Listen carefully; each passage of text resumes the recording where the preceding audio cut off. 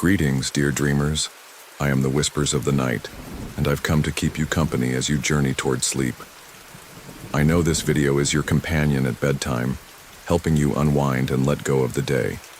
But before we drift into the tale, take a moment to like the video and subscribe so we can meet again in future nights. And tell me, where in the world are you listening from? What hour does the night find you in? As the sound of rain patters gently outside, I find myself nestled in the corners of an old cabin, tucked away in the heart of the woods. The kind of place you read about in stories, isolated, quiet, serene, or so I thought. You see, I was there for some much-needed peace and quiet to clear my mind, to be alone with my thoughts. The setting was perfect for that. The rain, the darkened sky, the fire crackling softly in the fireplace. It was the ideal retreat. But as the night crept on, a strange feeling began to settle in. It wasn't the isolation I'd anticipated. Instead, there was a disconcerting sense that something, or someone, was waiting just outside the door.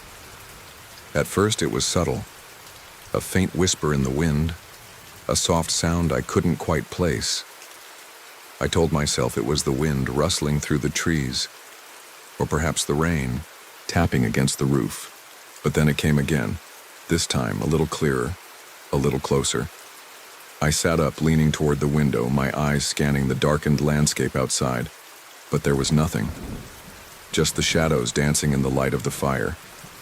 And yet, I couldn't shake the feeling. The whispers seemed to echo with a rhythmic cadence, like they were calling my name, or maybe waiting for me to listen closer.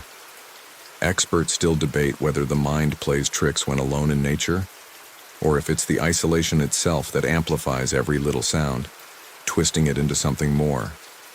What I do know is that no matter how I tried to reassure myself, the air around me felt heavier, charged with an unease I couldn't ignore. Suddenly, a gust of wind rattled the cabin, and the whispers seemed to grow louder, more insistent. I stood up, my heart racing, and moved toward the door, my hand hovering over the handle.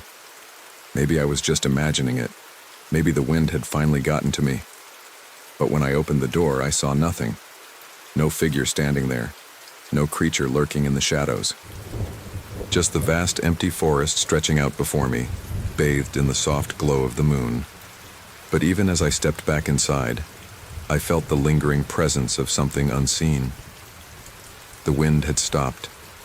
The air had gone still. And yet, the whispers, those strange faint whispers, remained, calling out from the depths of the night. I shut the door behind me, but the feeling of being watched didn't fade. It lingered, thick and oppressive, as though the very walls of the cabin were holding their breath. The rain outside had grown heavier, the droplets hitting the windows with a rhythmic thud, almost like they were tapping in time to some unseen heartbeat. I tried to push it all aside, telling myself that it was just the isolation, that my mind was playing tricks on me. But when I sat back down in my chair by the fire, I couldn't ignore the creeping sensation that someone, something, was out, there just beyond the cabin, hiding in the trees. I tried to read, to focus on the crackling fire, but every page of my book felt heavier in my hands. Each flicker of the flames seemed to cast strange, stretching shadows on the walls, and every creak of the floorboards made my pulse quicken. Then, the noise came again. This time, it wasn't a whisper. It was something sharper, like a twig, snapping in the forest, followed by a low rustling like someone, or something, was moving between the trees. My breath hitched in my throat as I stood up and moved to the window once more. I squinted into the dark, my eyes adjusting to the limited light of the moon. Nothing, just the sway of the trees, their branches bending in the wind. Still, that unsettling feeling remained. It was as if the trees themselves were watching me, as if the darkened woods were alive, observing every move I made. Experts still debate whether it's the solitude that amplifies the sounds around us, or if something more sinister resides in these places, waiting for an unsuspecting wanderer to stumble into its grasp. I wasn't sure what I believed at that moment, but I knew one thing. The woods, for all their beauty, held a deep and unnerving silence that was starting to feel more like a trap. I forced myself to step away from the window, turning back to, my book, trying to ignore the odd feeling creeping up my spine. But just as I sank back into the chair, I heard it again. A soft rustling outside, followed by what I could have sworn was a faint breath drawn in from the shadows. I stood up quickly, my heart hammering in my chest, but as I reached the door, I froze. Something was out there. Something was definitely out there just beyond the threshold waiting. My hand trembled as it hovered over the door handle, a wave of cold fear rushing through me. It felt as though the entire forest was holding its breath, waiting for me to make the next move. Every instinct in me screamed to stay inside, to lock the door and pretend I hadn't heard anything. But something pushed me forward. Some strange, inexplicable need to know, to face whatever was lurking in the dark. I opened the door slowly, the hinges creaking like a warning. The wind rushed in, sending a chill down my spine as it swept through the room, extinguishing the firelight with a hiss of cold air. The moment the door was open, the rustling outside stopped. Silence. The kind of silence that pressed against your ears, as if even the night itself was listening. I stepped outside cautiously, my shoes crunching softly on the gravel path that led away from the cabin. My breath came in shallow gasps, visible in the cold air as I scanned the surrounding woods. The trees were thick with shadow, the moonlight barely breaking through the canopy. There was no sign of movement, nothing. And yet, I turned back toward the cabin, eyes narrowing. A figure stood just beyond the edge of the trees. It wasn't someone I recognized, nor was it anything that could be mistaken for an animal. It was humanoid, tall and eerily still, almost blending with the darkness like it was part of the night itself. Its shape was difficult to make out, but I could feel its presence in a way that made my skin crawl. The air around me seemed to thicken, as though the figure was pulling all the life from the forest. I froze. Experts still debate whether the mind's perception is skewed by the weight of solitude, but I couldn't help but wonder if the strange figure wasn't just a figment of my imagination. It wasn't uncommon to see things in the woods, at night, misplaced shadows, fleeting glimpses that seemed to linger too long. But this felt different. This was more than a trick of the light. There was something deliberate about it, something purposeful. I took a slow step forward, my heart pounding louder than the wind in the trees. But just as I took another step, the figure vanished. No movement, no sound. It simply melted back into the darkness like it had never been there at all. I blinked, my mind racing. Had I imagined it? No, I hadn't. I knew what I'd seen. I turned quickly and rushed back inside the cabin, slamming the door behind me. The wind picked up once again, but this time, it carried with it a deeper, unsettling chill. The whispers were louder now, clearer than before, as if they were speaking directly to me, urging me to come back outside, to step into the woods. I sank into the chair by the window, my eyes fixed on the darkened woods outside. But there was no figure anymore, no sign of movement, just the relentless, growing whispering of the wind. I should have left right then. I should have gotten in the car and driven away, back to civilization, back to safety. But something kept me there, some strange force, some part of me drawn to the mystery. The whispers called to me again. This time, though, I could have sworn I heard my name. The sound of my name, whispered faintly through the wind, sent a jolt of panic through me. I stood frozen, my heart hammering in my chest, as the air around me seemed to vibrate with an unseen tension. The rain continued to fall steadily, its rhythmic tapping on the cabin's roof now strangely deafening, yet the whispers in the wind were louder than ever. I pressed my back against the door, feeling the cold wood against my skin as I struggled to calm my racing thoughts. My mind was screaming at me to leave, to get in the car and drive until the forest was nothing but a memory. But another part of me, an uncomfortable, curious part, wanted to know what the whispers meant, what they wanted. They were pulling me in, compelling me to step outside again, to face whatever was waiting in the dark. I stared out the window, scanning the shadowed trees, but nothing moved. The figure from before was gone. The forest was still, save for the constant swaying of branches in the wind. Still, I couldn't shake the feeling that I wasn't alone, that I never had been. The woods seemed alive, watching me, waiting for me to make the next move. The door behind me creaked in protest as I took a cautious step toward it. I told myself that I could just check. I could look outside for a moment, and then I'd retreat back into the safety of the cabin. I couldn't just sit here trapped by my fear. I had to know. When I opened the door this time, there was no whispering wind, no rustling branches, just silence. But it was an oppressive silence, thick and heavy, like the whole world was holding its breath. I stepped outside, my feet crunching on the damp ground, the wet leaves sticking to my boots. I didn't look at the trees immediately. Instead, I stared at the ground, forcing myself to breathe deeply. The rain had softened, but the night air was still bitterly cold. Every shadow seemed darker than it should have been. Every rustle of leaves made my pulse spike. And then I heard it again, a sound from behind me, soft at first, like the crackle of dried leaves underfoot. I turned quickly, my eyes wide, and saw it.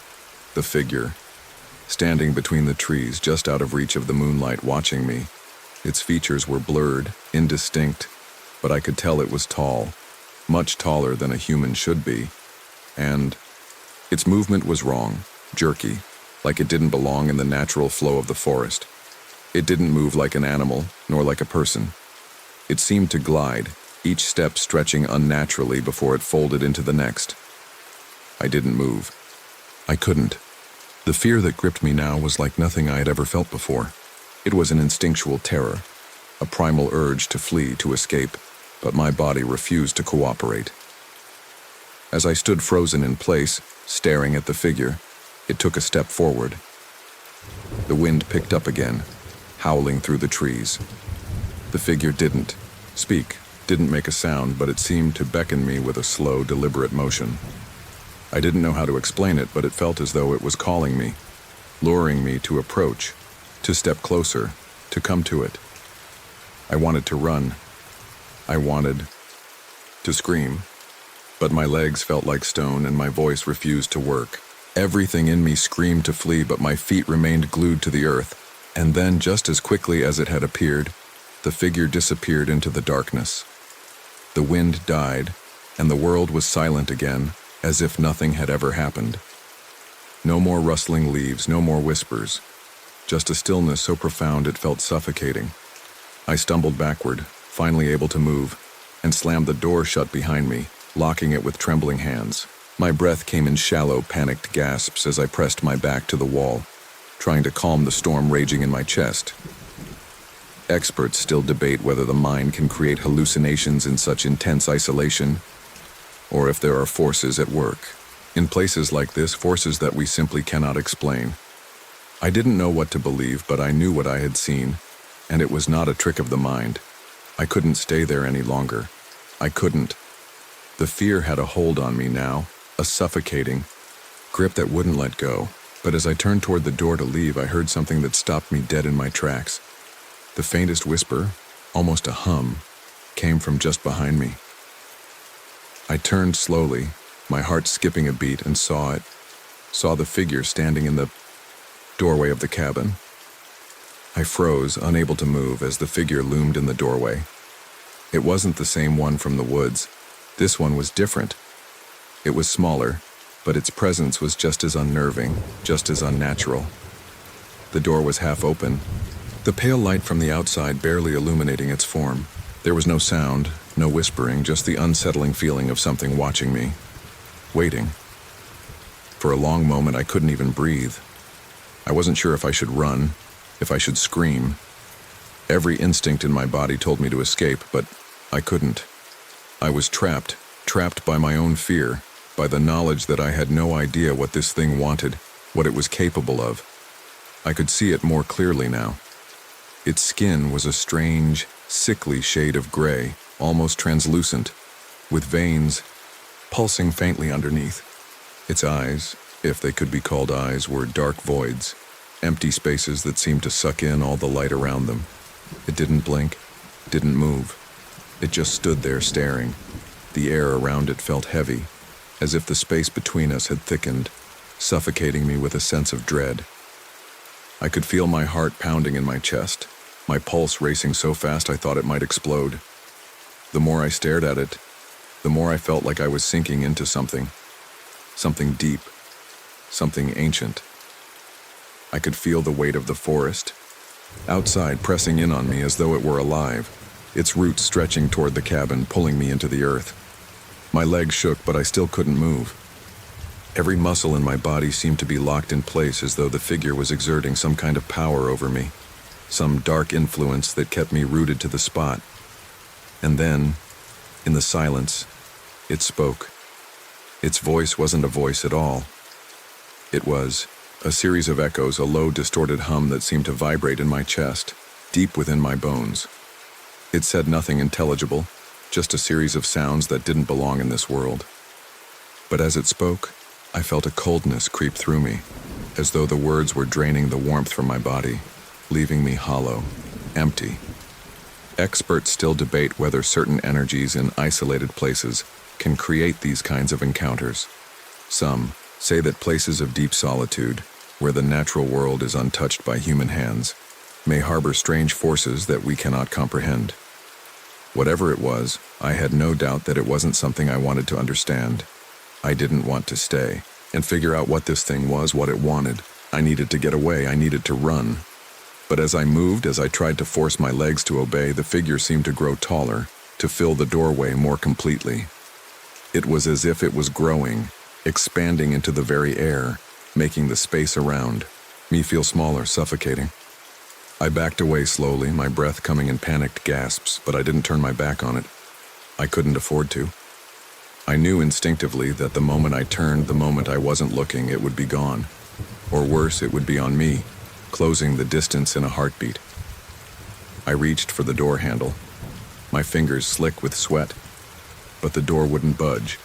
It was as though the figure was pressing against it, holding it shut, keeping me in the cabin with it. The temperature dropped suddenly, and I could see my breath misting in front of me. The walls seemed to close in, the corners of the room darkening as if the shadows themselves were shifting, crawling toward me. With every ounce of strength, I pulled on the door, and finally it gave way.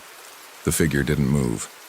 It just stood there, watching me as I stumbled out into the rain. I didn't look back. I couldn't. The forest, the woods, had swallowed the light. And now it was just me, the rain, and the darkness stretching endlessly ahead of me. I couldn't hear anything except my own breath, heavy in my ears, as I sprinted away from the cabin, away from the thing that had waited for me there. Didn't stop running. I couldn't. The feeling that something was behind me, chasing me, never left. Every rustle in the trees, every snap of a twig, made my heart leap into my throat. I could hear it, feel it, the pull of whatever it was that had watched me in, that cabin, and now it seemed to be following, shadowing my every step.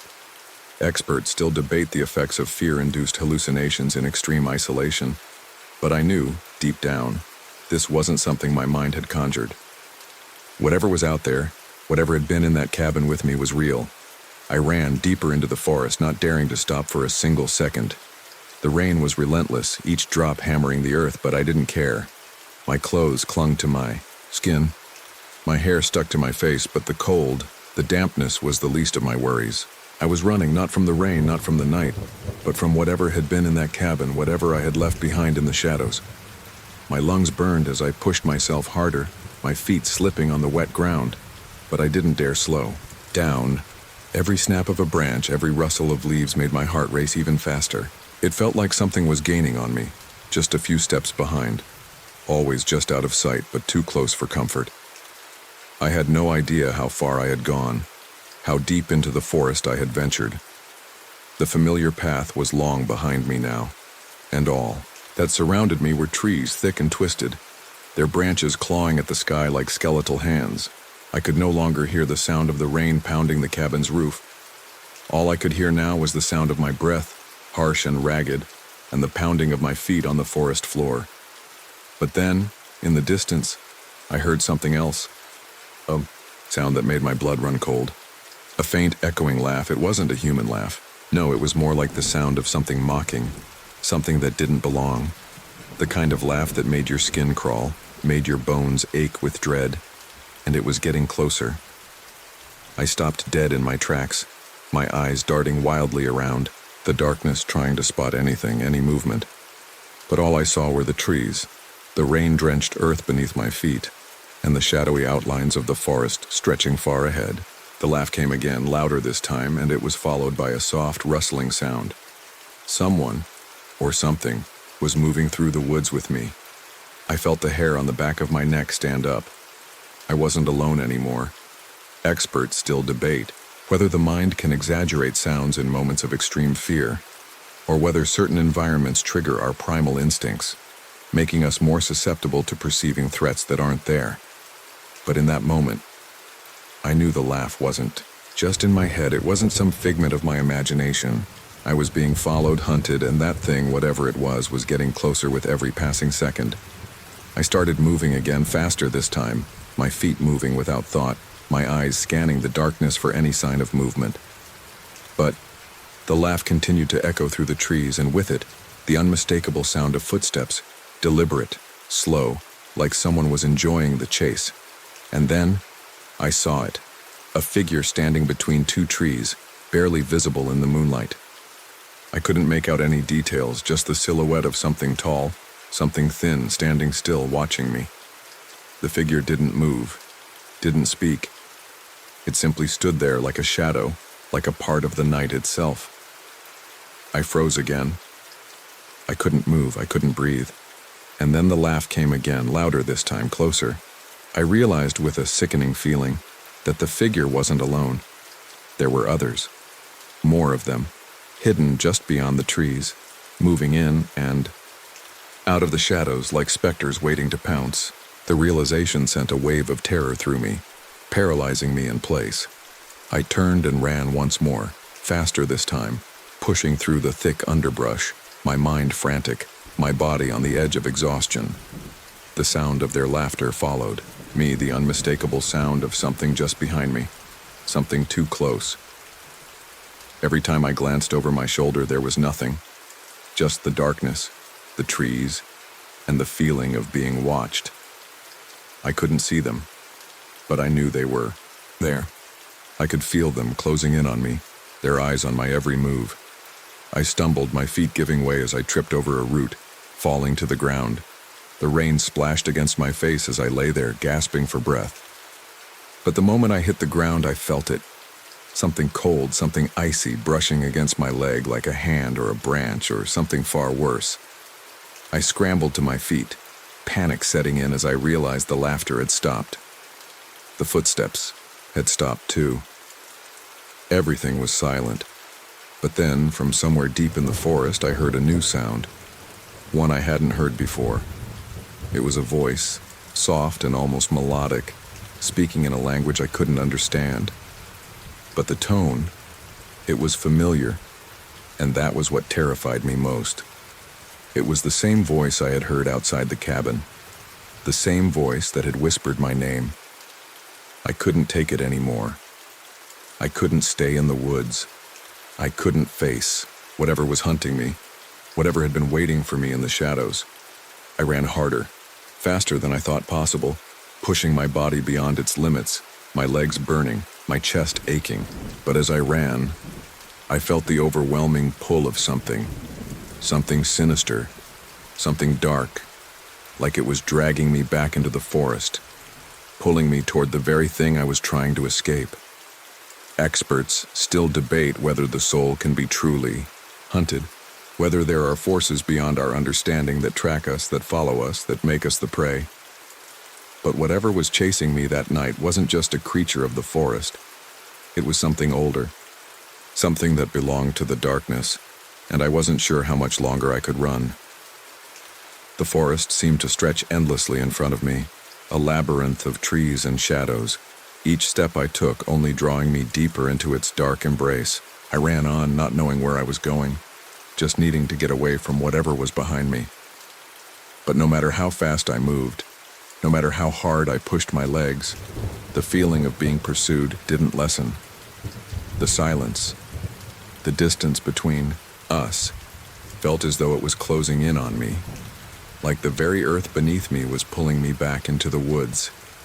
Every rustling leaf, every snap of a twig beneath my feet sent my pulse racing. I couldn't shake the sensation that something was following me, something that wasn't bound by the laws of reality.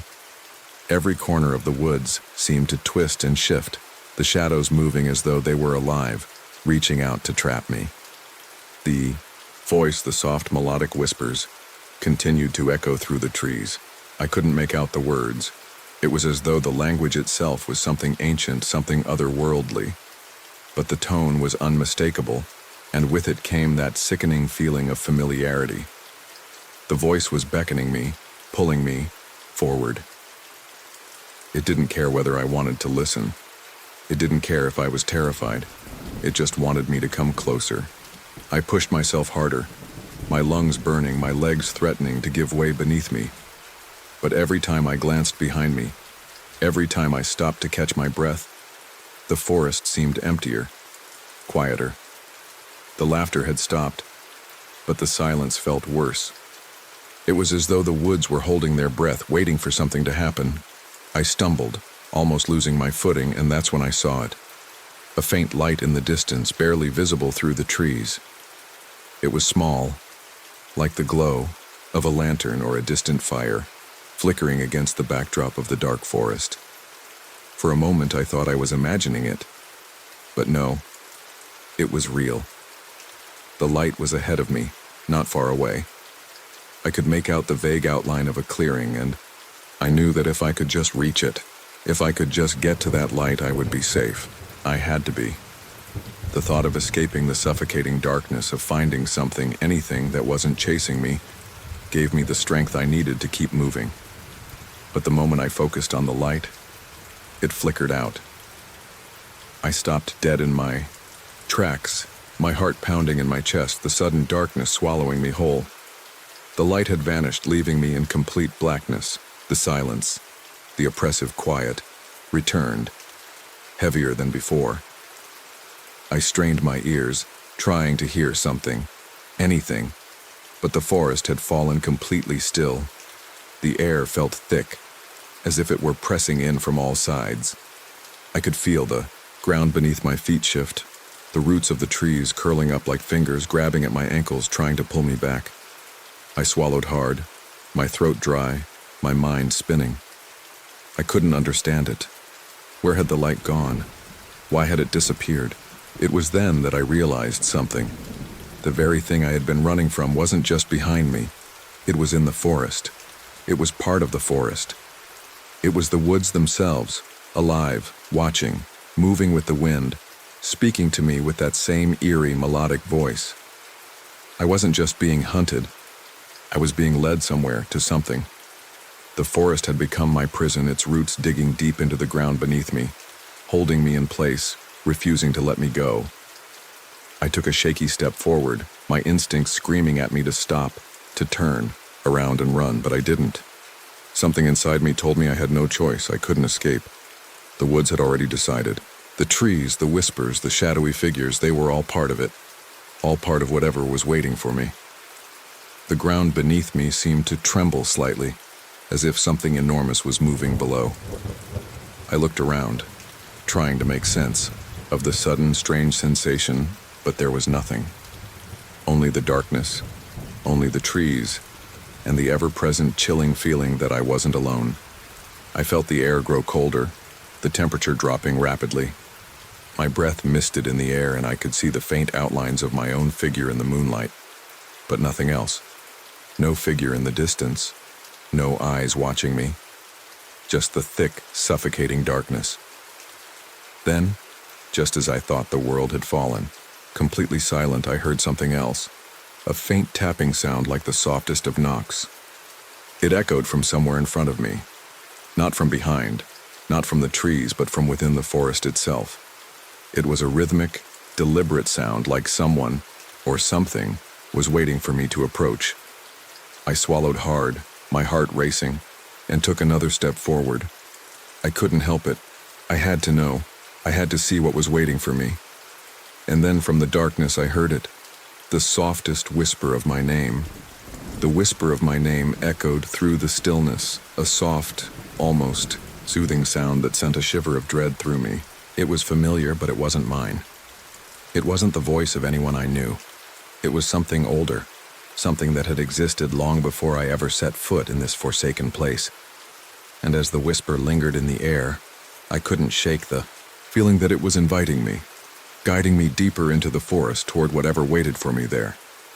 I stood frozen for a long moment, my heart thudding in my chest, my breath shallow.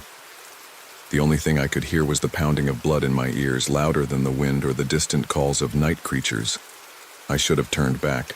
I should have run in the other direction, away from the voice, away from whatever was calling me forward. But something inside me, a dark, quiet part of me, urged me to take another step, to find out what lay beyond the whisper.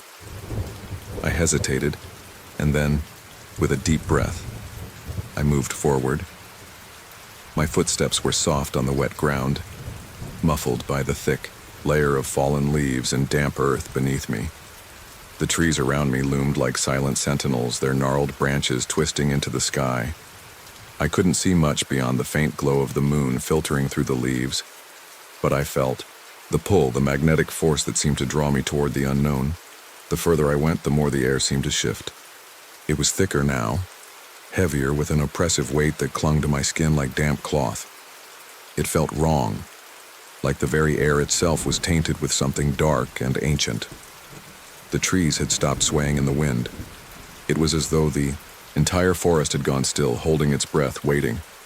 I moved through the thickening darkness, the soft whisper still lingering at the edges of my mind, urging me onward. I didn't know where I was going, didn't know what I was hoping to find. All I knew was that I couldn't stop. The voice had called me, and I had to answer. And then I saw it. A clearing. A small patch of land where the trees seemed to part, as though allowing something to pass through. In the center of the clearing stood a figure, tall, shrouded in shadow, its shape impossible to define. It was as though the darkness itself had taken on form, coalesced into something that could only exist here, in the heart of the forest. Stopped at the edge of the clearing, my heart in my throat, my body frozen in place. I couldn't move, couldn't look away. The figure stood motionless, its presence overwhelming, as though it had been waiting for me all along. The whisper came, again, but this time it wasn't just in my mind.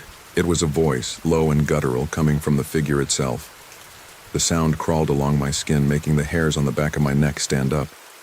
"Come closer," it murmured, the voice like 100 voices layered together, distorted and deep, as if the very air itself was vibrating with its power.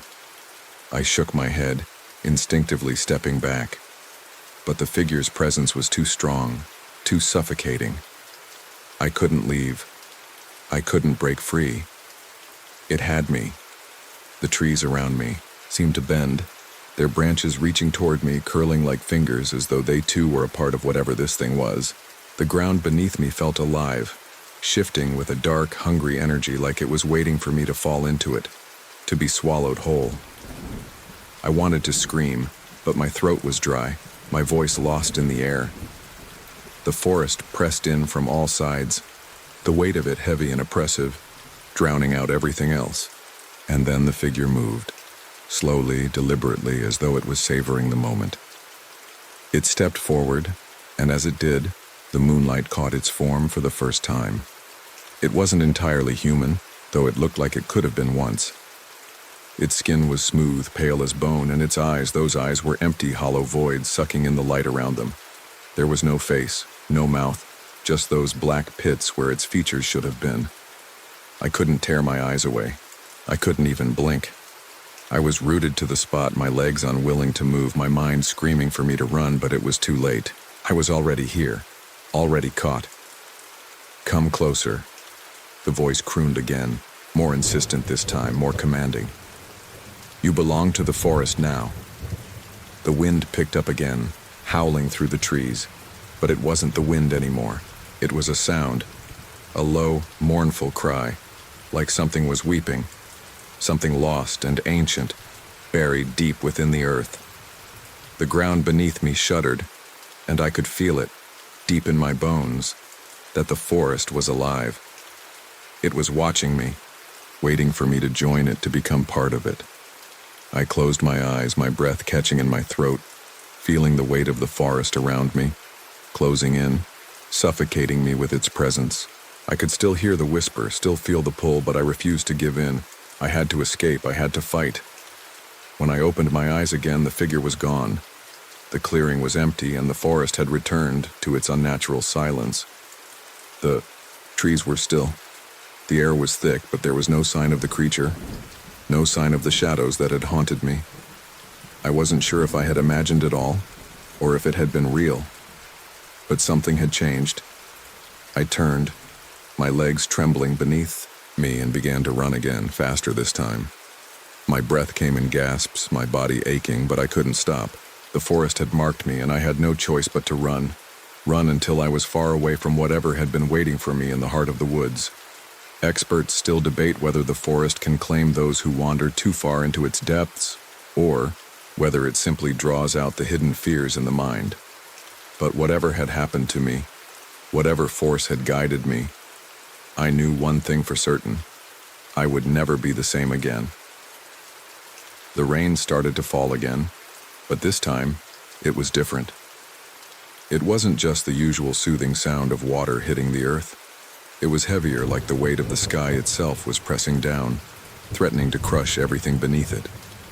The path I had once thought was familiar now felt foreign, as though the forest had shifted around me, twisting into something I couldn't recognize. My footsteps felt unsteady, as though the ground was subtly moving beneath me, guiding me toward something or someone.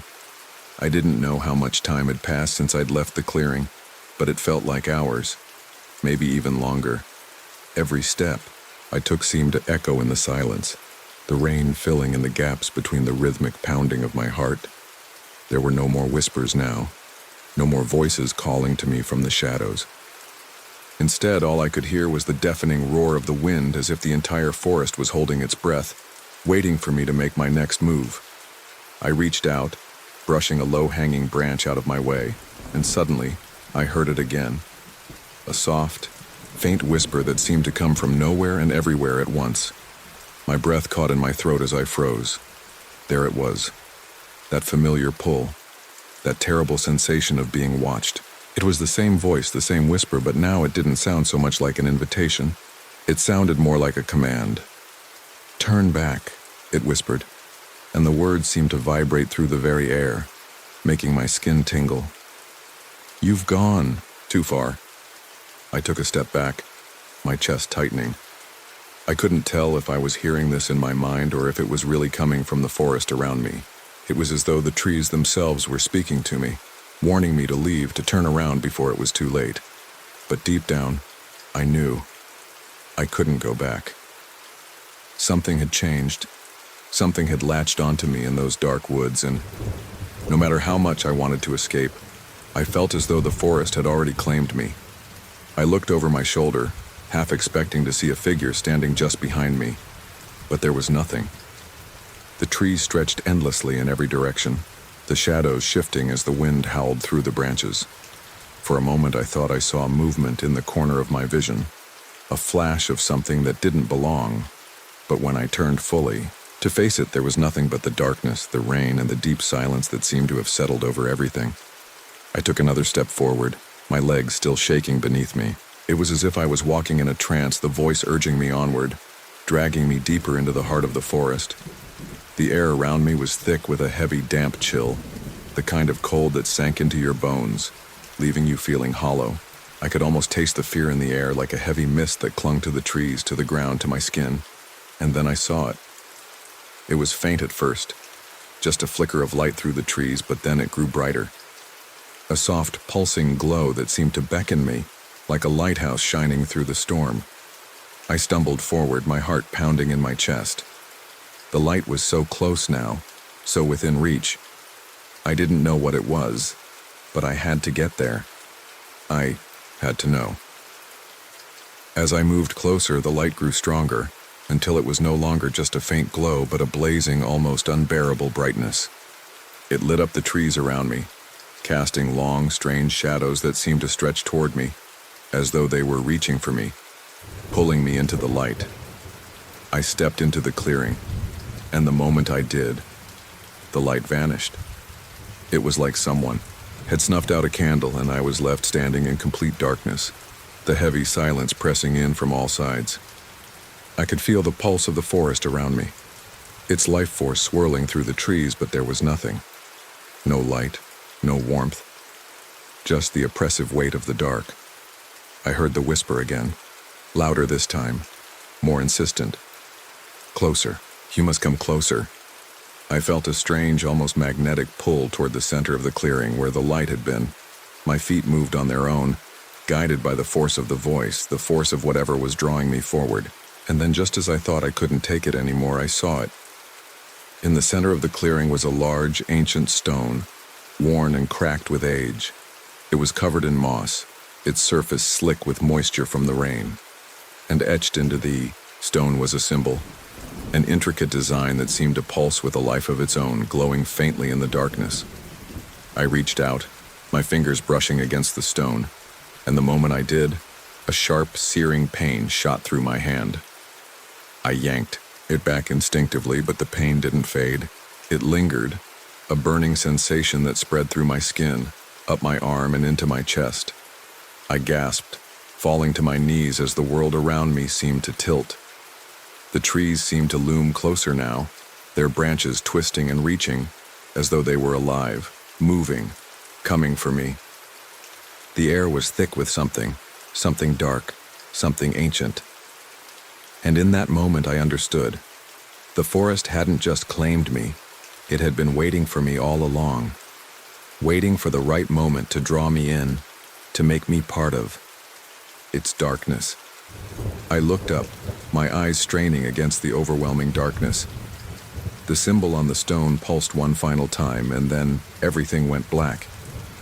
When I regained consciousness, I wasn't sure if I was still in the woods or if I had somehow slipped into another world entirely. The first thing I noticed was the silence, deep and absolute, as though the very air had stopped moving.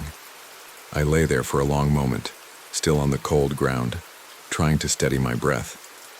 The pain in my hand had faded, but there was a lingering sense of something unshakable, like a presence just beyond my vision watching me. The moment I moved, I felt a jolt of cold that made me shiver uncontrollably. My body had become stiff, frozen in place by the chill of the night. The rain had stopped, but the dampness hung heavy in the air. I struggled to sit up, but my limbs felt heavy, unresponsive, as though the forest itself had leached all my strength away. I blinked against the darkness, trying to adjust my vision, but all I could see were vague shapes. Trees, their gnarled branches twisted like claws reaching for the sky. The world felt muffled, as if I were underwater.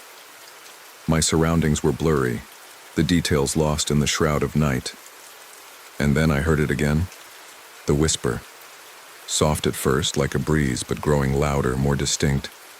Come closer. I felt the hairs on the back of my neck stand up. The voice was not the same as before. This one was cold, disembodied, echoing in my skull like 1,000 voices speaking in unison. It was the same voice I had heard from the figure in the woods, and now it was calling me again, drawing me into the heart of the forest where it waited. Despite every instinct in me urging me to turn and run, I stood up. My legs wobbled beneath me, and for a moment I thought I might collapse back to the ground. But the voice, there was something about it, something that gripped me tighter than any fear. I didn't know what it was, but I felt compelled to follow. I moved forward, my footsteps shaky, barely able to support my weight. The forest seemed to stretch on forever, each tree bending toward me as if it were alive, as if the very woods were drawing me deeper into their depths. The air grew colder with every step I took, the silence growing heavier around me. My breath came in visible puffs, mingling with the mist that now clung to the forest floor. It was then that I noticed the ground beneath me had changed. The dirt was no longer soft, no longer yielding to my steps. It was hard, uneven, as if I was walking on something else, something ancient, something buried beneath the earth. I reached Down instinctively, my hand brushing against something smooth, almost slick. When I looked down, I saw that the earth had opened up in front of me, revealing a dark, yawning hole. It was too large to be a simple cave.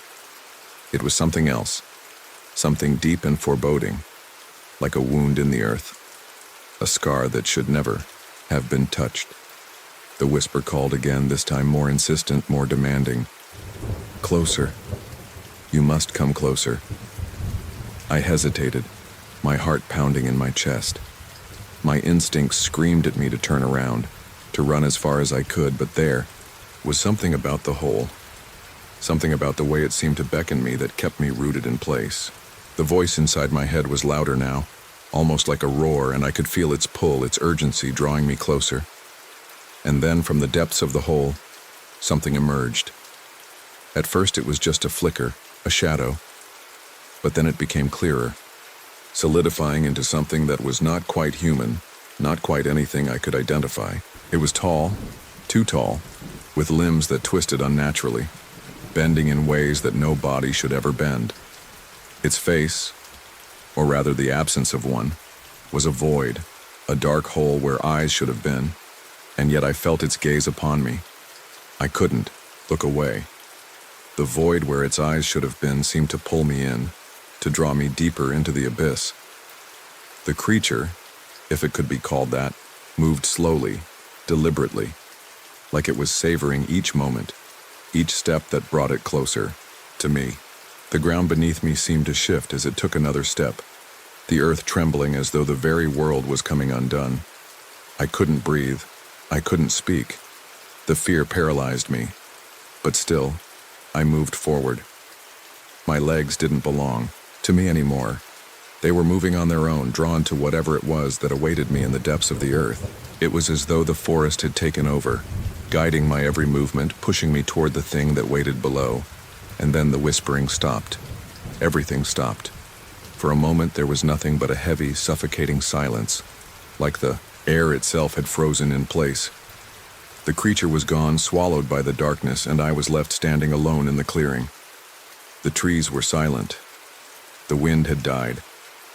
The only sound left was the pounding of my own heart, thudding in my chest, as if it too were trying to escape. I looked around, my mind racing, trying to make sense of what had just happened. But the longer I stood there, the more I realized this place wasn't just a forest, it was something else, something far older, far darker than I could have ever imagined. And I had walked into its grasp.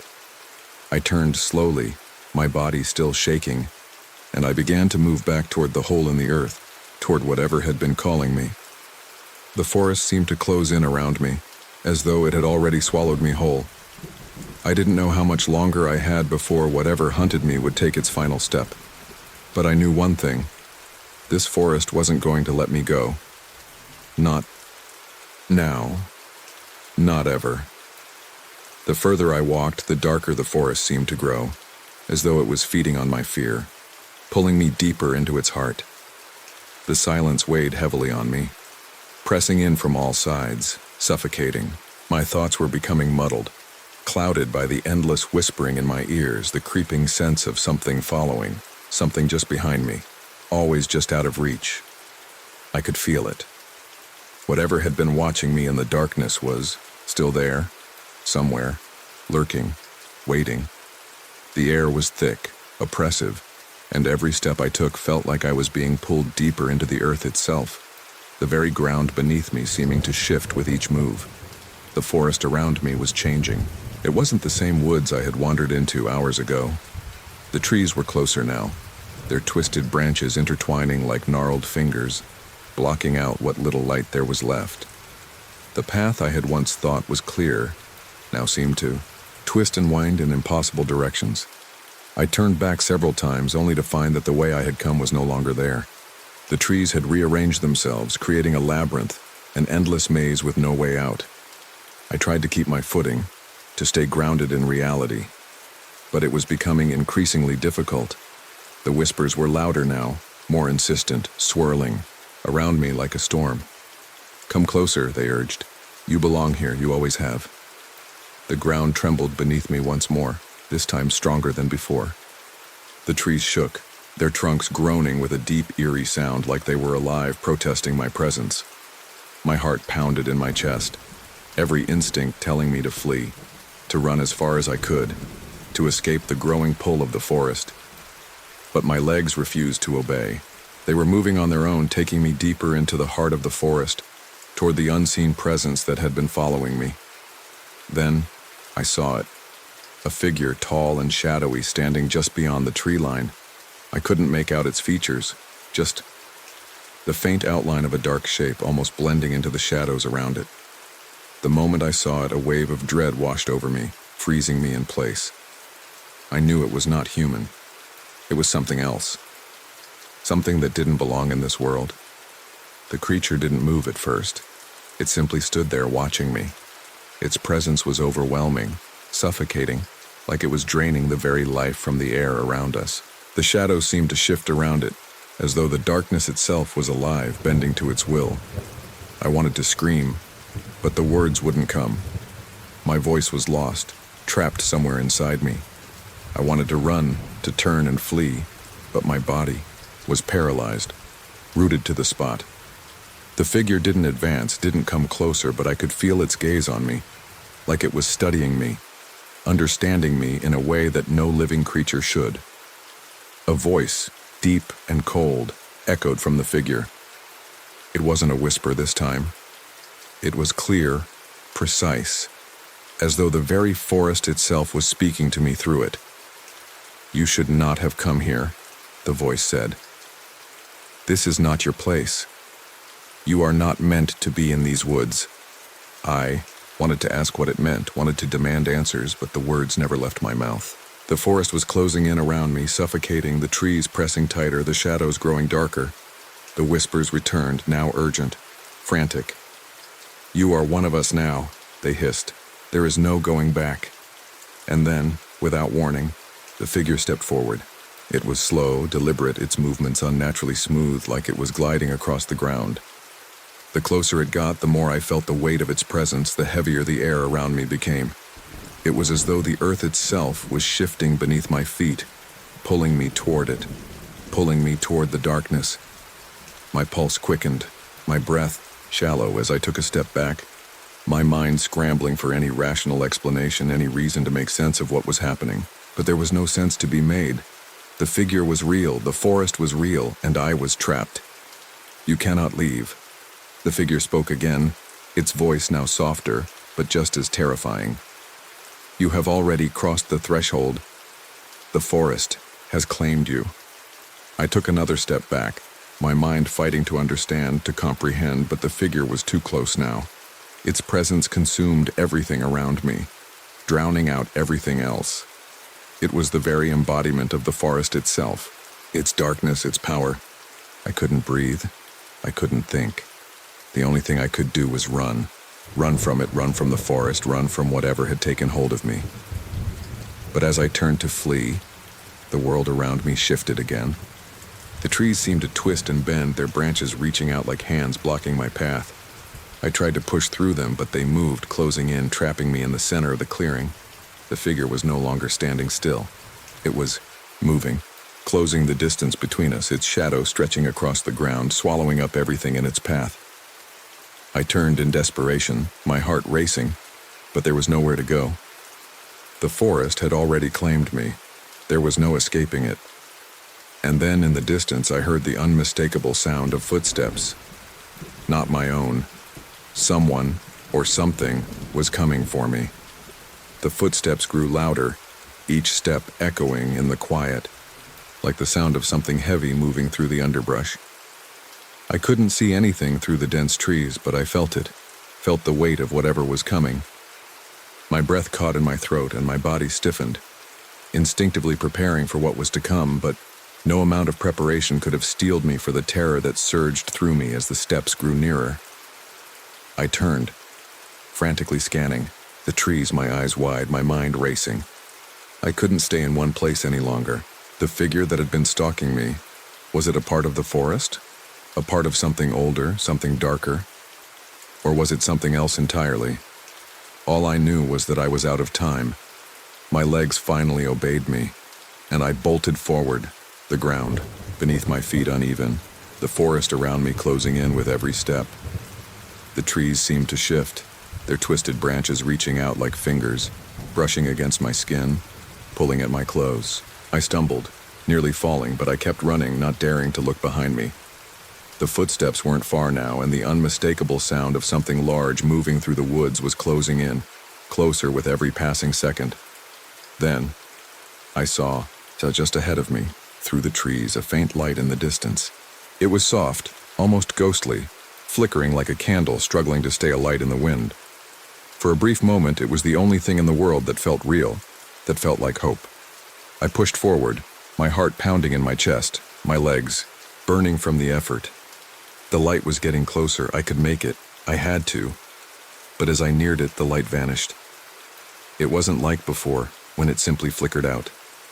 No, this time it simply disappeared, like it had never existed at all. The forest around me plunged back into impenetrable darkness, the shadows swallowing everything. I froze in place, a cold wave of dread washing over me. The footsteps were gone. The trees had stopped their restless movements. The air had gone still, unnaturally still. I strained my ears, listening for any sign of movement, but there was nothing. No wind, no rustling of leaves, no footsteps. It was as though the entire world had held its breath. I took a step forward, testing the ground beneath me, but the silence felt even worse than the sounds of pursuit.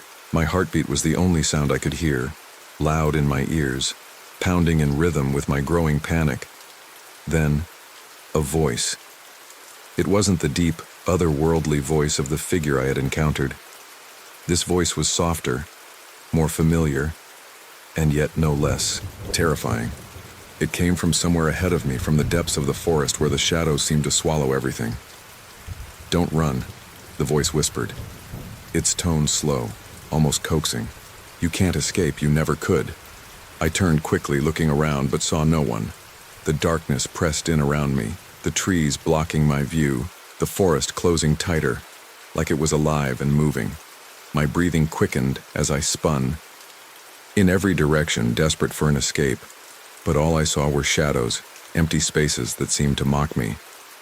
The footsteps had stopped, but the voice, God, the voice, was still there, lingering in the corners of my mind, filling every part of my being. I wasn't alone. I knew that now. Something was here, something that had been here long before I stepped into this cursed place. The forest wasn't just a forest.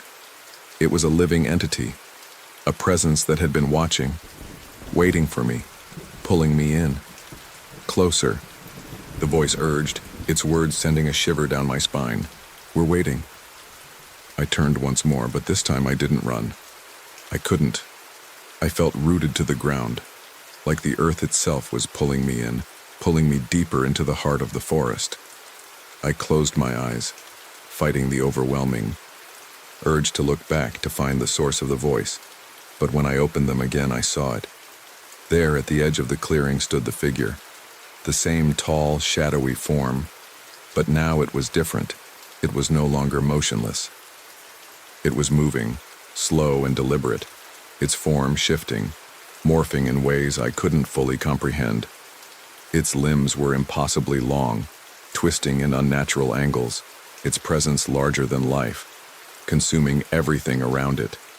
And as it moved, the trees seemed to bend toward it, the very forest parting in its wake, making way for the creature that had been following me. The darkness thickened around it as though it drew all light into itself, turning the world into a suffocating blackness. I stood frozen, the cold, paralyzing fear filling me completely.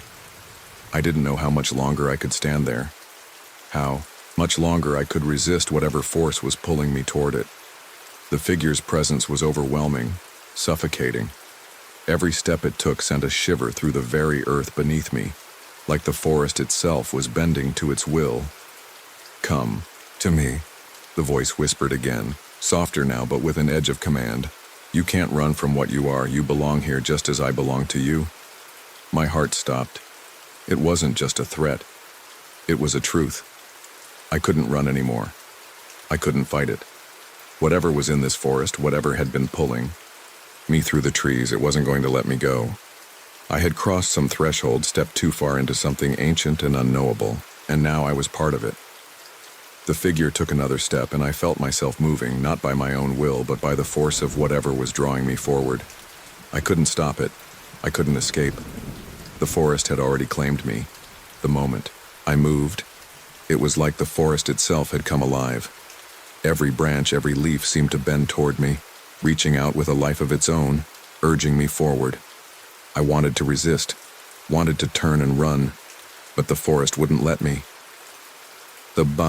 Darkness had swallowed me whole, and now I was being drawn deeper into its heart, into whatever waited in the shadows. The figure before me, the one that had been chasing me since the moment I stepped into this cursed place, was now closer, its shape growing more distinct, its presence filling the air around me. I had no control. My body was moving as though, on its own, each step guided by something far older, far more powerful than I could ever hope to understand. The voice that had followed me, that had whispered in my ear since I first stepped into the forest, now seemed to reverberate in my very bones. Closer, it coaxed. Closer to the center, to where you belong. I felt it then, the overwhelming pull. The earth beneath me trembled slightly, as if some deep, ancient force was awakening, reaching out to claim me. I could feel the pressure, building in my chest, the suffocating weight of the forest closing in, cutting off any chance of escape. The creature that was drawing me forward wasn't just part of the forest, it was the forest. The very essence of it, the darkness that lived within the trees, the roots, the soil itself, and I was now a part of it, whether I liked it or not. I wanted to scream, to fight, to push against the forces that were pulling me in, but no words came. My voice was gone, swallowed by the thick air around me. It was as if my body was no longer mine to command. I had no control over the direction of my movements. My feet carried me forward step by step, and I felt my breath quicken as I drew closer to the thing that had been watching me all this time. The figure was now close enough that I could see its features, or rather, the lack of features. It wasn't human. It wasn't anything I could understand. Its body was tall and impossibly thin, with limbs that stretched too far, too long, bending in unnatural angles, as if it didn't belong in this world. The darkness around it seemed to ripple, and its form seemed to shift, as though it wasn't truly solid but an extension of the very night itself. Its face, if you could call it that, was an abyss, a gaping void, dark and endless, as though the shadows themselves had come alive. And when I looked into it, when I dared to meet its gaze, I felt the full weight of its presence press down on me, like the very forest was bearing down on my soul. The eyes, or the absence of them, pulled at me, drawing me closer, luring me into the heart of the abyss. "You have come far," it said, its voice like the crackling of dead leaves, a sound that echoed deep within my skull. "Farther than any before you. And now you will join us." The words reverberated through me, and in that moment I knew I wasn't going to leave this place. I wasn't going to escape. The forest had already claimed me, and now it was making me part of its darkness, part of its twisted, eternal existence. The voice in my head, the voice that had been whispering to me since the very beginning, wasn't just guiding me. It was drawing me into the heart of the forest, where the darkness would consume me. I could feel the pull of the trees, the roots beneath the ground reaching up, twisting around, my ankles locking me in place. The air was thick, suffocating, and the forest seemed to breathe around me, its ancient power coursing through the very earth. The figure before me moved closer, its limbs stretching, its presence growing larger with each passing second. The very darkness around it seemed to reach for me, swallowing everything else in its wake. "You belong here," it said again, its voice softer now, almost affectionate. "You always have." The words rang in my ears, and I felt the overwhelming truth of them sink in. I didn't belong anywhere else. The world I had known, the life I had lived, was nothing but a fleeting memory now, a distant, fading dream. The forest was my reality now. The darkness, the silence, the whispers, the figure that had been stalking me. It was all part of the same thing. Part of the very fabric of this cursed place. I looked around, trying to find a way out. But there was no escape. The trees had closed in on me, their branches heavy with darkness, their leaves whispering secrets I couldn't understand. The path I had once thought I was following had vanished, swallowed by the ever-encroaching forest. There was no way out. There never had been. The figure stood before me now, its form looming larger than life, its void-like eyes pulling me in. It reached out a hand, if you could call it a hand, for it was nothing more than a long, bony appendage that seemed to stretch and distort as it moved. It touched my shoulder lightly, and when it did, I felt a jolt of cold shoot through my body, a sensation that spread like ice through my veins. "This is where you will stay," the voice said, and I could feel the finality in its words, like a sentence that had already been passed. I closed my eyes, unable to look away from the void before me. The forest had claimed me, and I had no choice but to surrender. I wasn't going back, I wasn't leaving, the darkness had consumed me. And then everything went quiet. For the first time since I had entered these woods, the whispers, the footsteps, the cold and the pull, all of it stopped. The forest stood still, as if holding its breath, as though everything around me was waiting for me to accept it, to become one with it, to become part of the endless, timeless night. I opened my eyes and took a step forward. I stepped forward into the darkness, my body moving almost of its own accord. The weight of the forest seemed to press down harder now, as though every tree, every stone, every patch of earth was pulling me deeper into the heart of its ancient, unknowable power. There was no escaping it. The forest had already claimed me, and I was now part of it. I could feel it in my bones, in the coldness that was creeping up from the very soil beneath my feet. The figure before me, its limbs impossibly long, its features non-existent, did not move as I approached. But I could feel its presence, a looming darkness that seemed to consume everything around me. The trees whispered, their voices faint but persistent, like the hum of an ancient, distant song. It was as if the entire forest was alive, breathing, with me, watching me, guiding me forward. As I drew closer to the figure, I felt an overwhelming sense of surrender, of inevitability. Every instinct I had, every part of me that had once rebelled against fear, against the unknown, had now faded into nothingness. It was as if I had become a part of the forest, a part of the whispers, of the ancient power that lay hidden in its depths. The figure seemed to grow larger, the shadows around it swirling in a dark dance, drawing me closer still. "You are here now," the voice echoed in my mind, cold and all-encompassing. "You are no longer what you once were. You are part of the forest. You are one with it." I wanted to scream, to fight against it, but the words never came. I had no strength left, no will to resist. The forest had drained me of everything, my thoughts, my fear, my hope.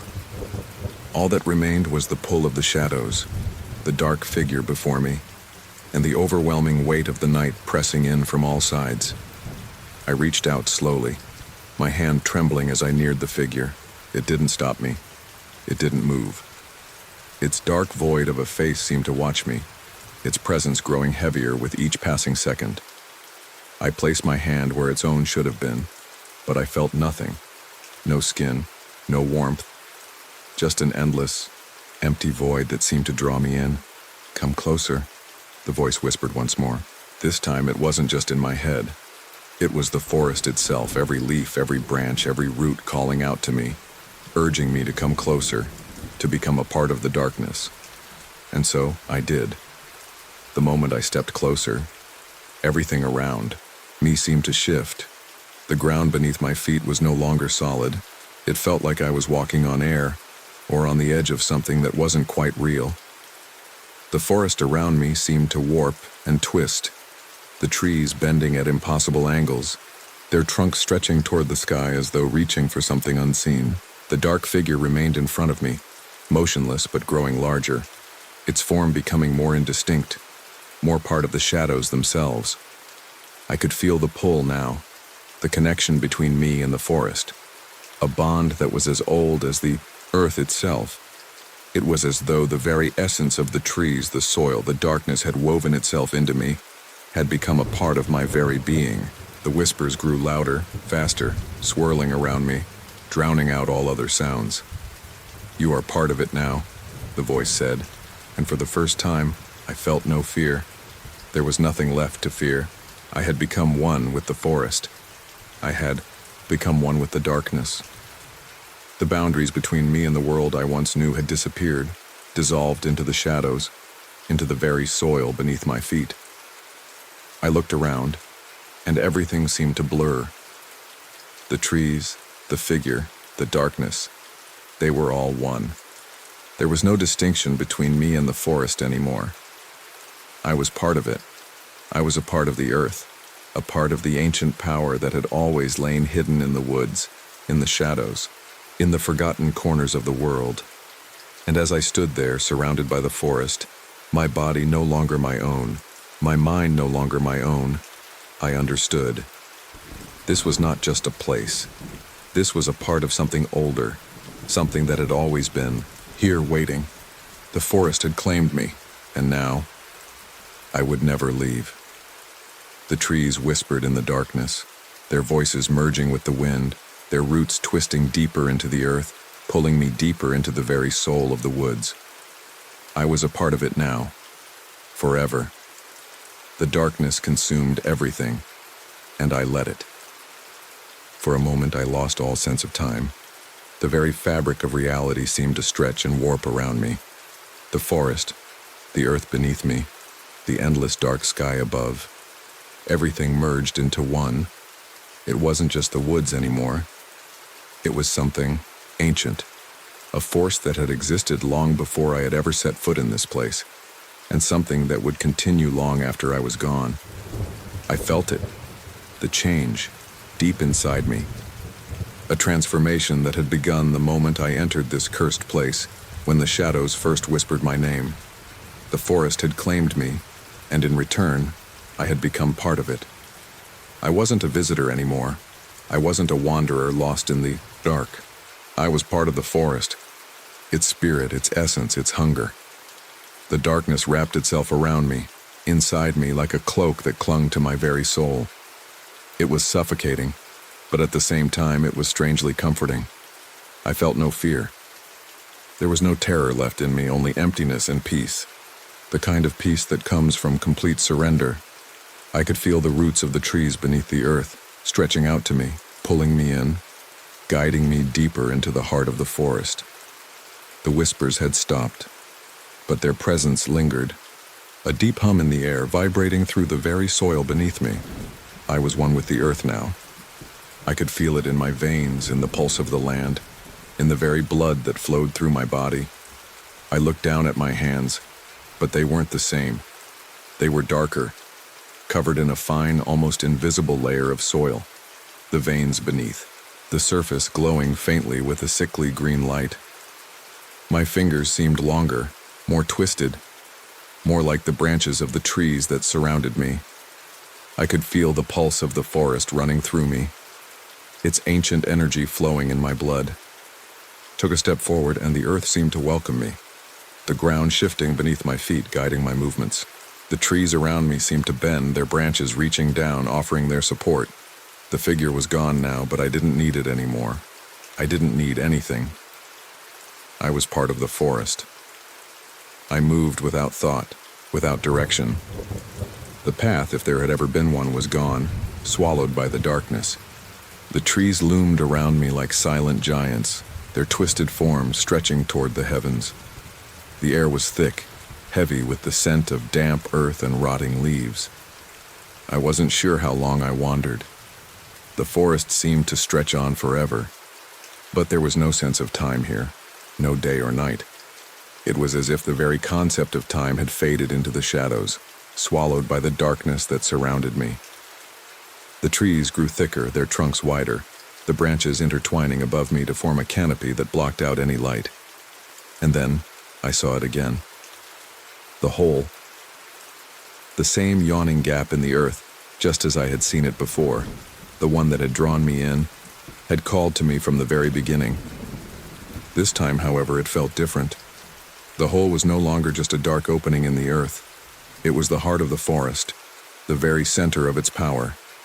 It pulsed with a strange, sickly light, as though the darkness itself was alive, breathing, waiting for me. I stepped closer, the ground shifting beneath me, guiding me to the edge of the hole. I could feel its pull, a force more powerful than anything I had ever experienced. It called to me, whispered my name, urged me to step closer, to embrace what I had become. I looked down into the void, but all I saw was darkness. It was deep, endless, as if the hole led to the very core of the earth, to the heart of the forest. For a moment, I hesitated, but only for a moment. I took a step forward, and as I did, the earth beneath me crumbled. My body plunged into the darkness, falling into the depths of the forest, into the heart of the ancient void that had been waiting for me all along. I hit the ground with a jolt, but it didn't hurt. There was no pain, only the sense of something ancient wrapping itself around me, binding me to the earth, to the forest, to the darkness. I lay there for a long time, feeling the pulse of the earth beneath me, feeling the presence of the forest, growing stronger, wrapping itself around me. I could feel the roots of the trees in the soil, winding their way through me, becoming part of me. The whispers began again, but they weren't whispers anymore. They were a song, a deep, haunting melody that filled my mind, filled my soul. The forest was alive, and now so was I.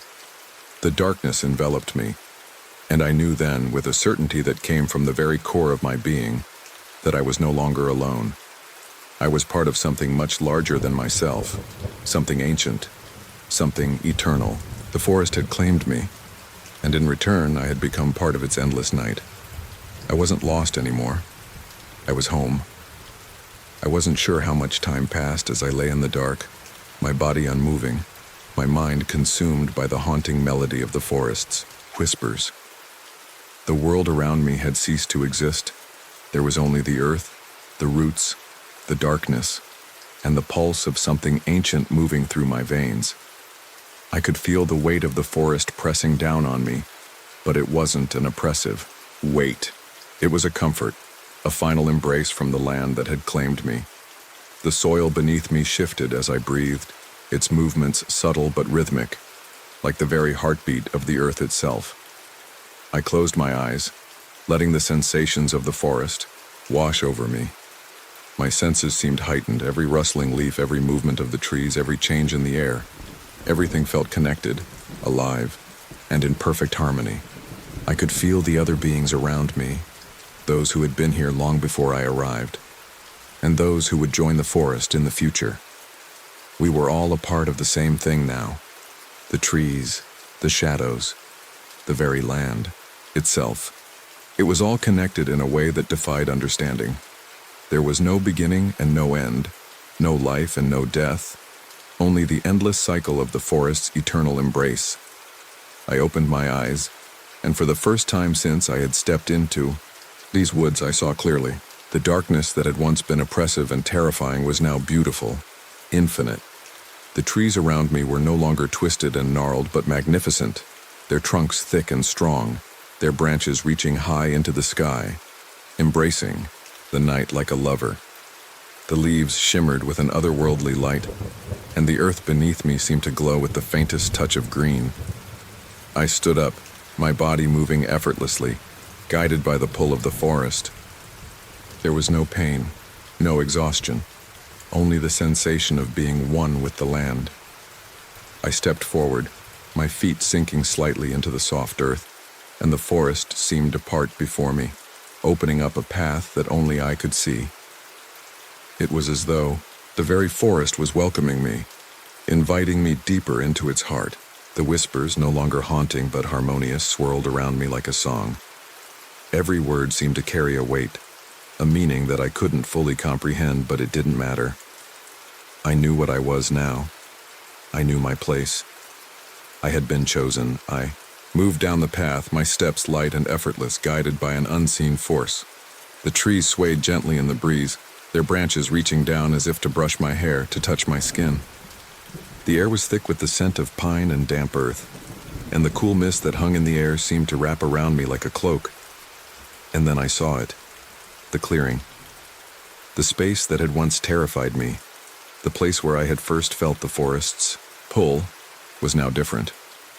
The darkness had receded, replaced by an ethereal glow that seemed to emanate from the very ground. The trees surrounding the clearing were taller now, their trunks gleaming with an otherworldly light, their leaves shimmering like silver. At the center of the clearing was a stone, ancient and weathered, covered in moss and vines. The stone pulsed with the same energy I now felt within me. It was familiar. It was home.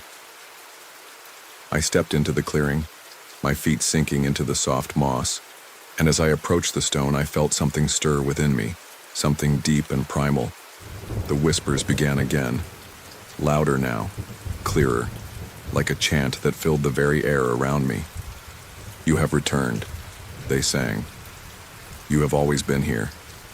I placed my hand on the stone, and in that moment everything aligned. The forest, the earth, the sky.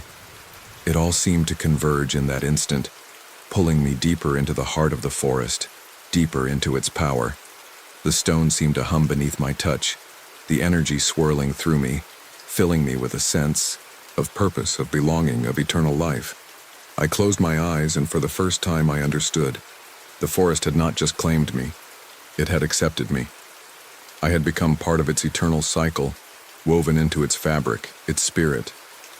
I was no longer a wanderer, lost and alone in the woods. I was the woods. I was the forest. The voice whispered, again, but this time it was not a command, it was a greeting. "Welcome home," it said, its voice like the wind through the trees, soothing, eternal. "You are one with the land, one with the shadows, forever." I breathed deeply, and as I did, the very air around me seemed to breathe with me. I could feel the heartbeat of the forest, the pulse of life and death, of creation and destruction. It was endless. It was eternal. And now, it was mine. The clearing shimmered before me, the trees glowing with an ethereal light, the stone pulsing in time with my heart. I reached out again, my fingers tracing the surface of the stone, feeling the power flow through me, and in that moment I knew I would never leave. I had become part of this place, part of the endless living forest. There was no need to escape. I had found my home. I stood there for what felt like an eternity, a part of the earth, a part of the shadows, forever intertwined with the land I had once feared. The forest had claimed me, and now I was one of its eternal guardians. Time, if it still existed, had lost its meaning. Days, months, and years could not touch me now. In the embrace of the forest, there was only the eternal present, a moment without end. The whispers, once distant and faint, now hummed through the very air, constant as the heartbeat of the earth. The trees around me were no longer just trees. They were my family, their roots intertwining with mine, their branches reaching out to touch me as if they were welcoming me back home. I could feel the ancient energy of the forest coursing through me, like a river of life that had always been, flowing beneath the surface, waiting for me to discover it. I wandered deeper into the heart of the woods, moving without purpose, but guided by something far older, far wiser than myself.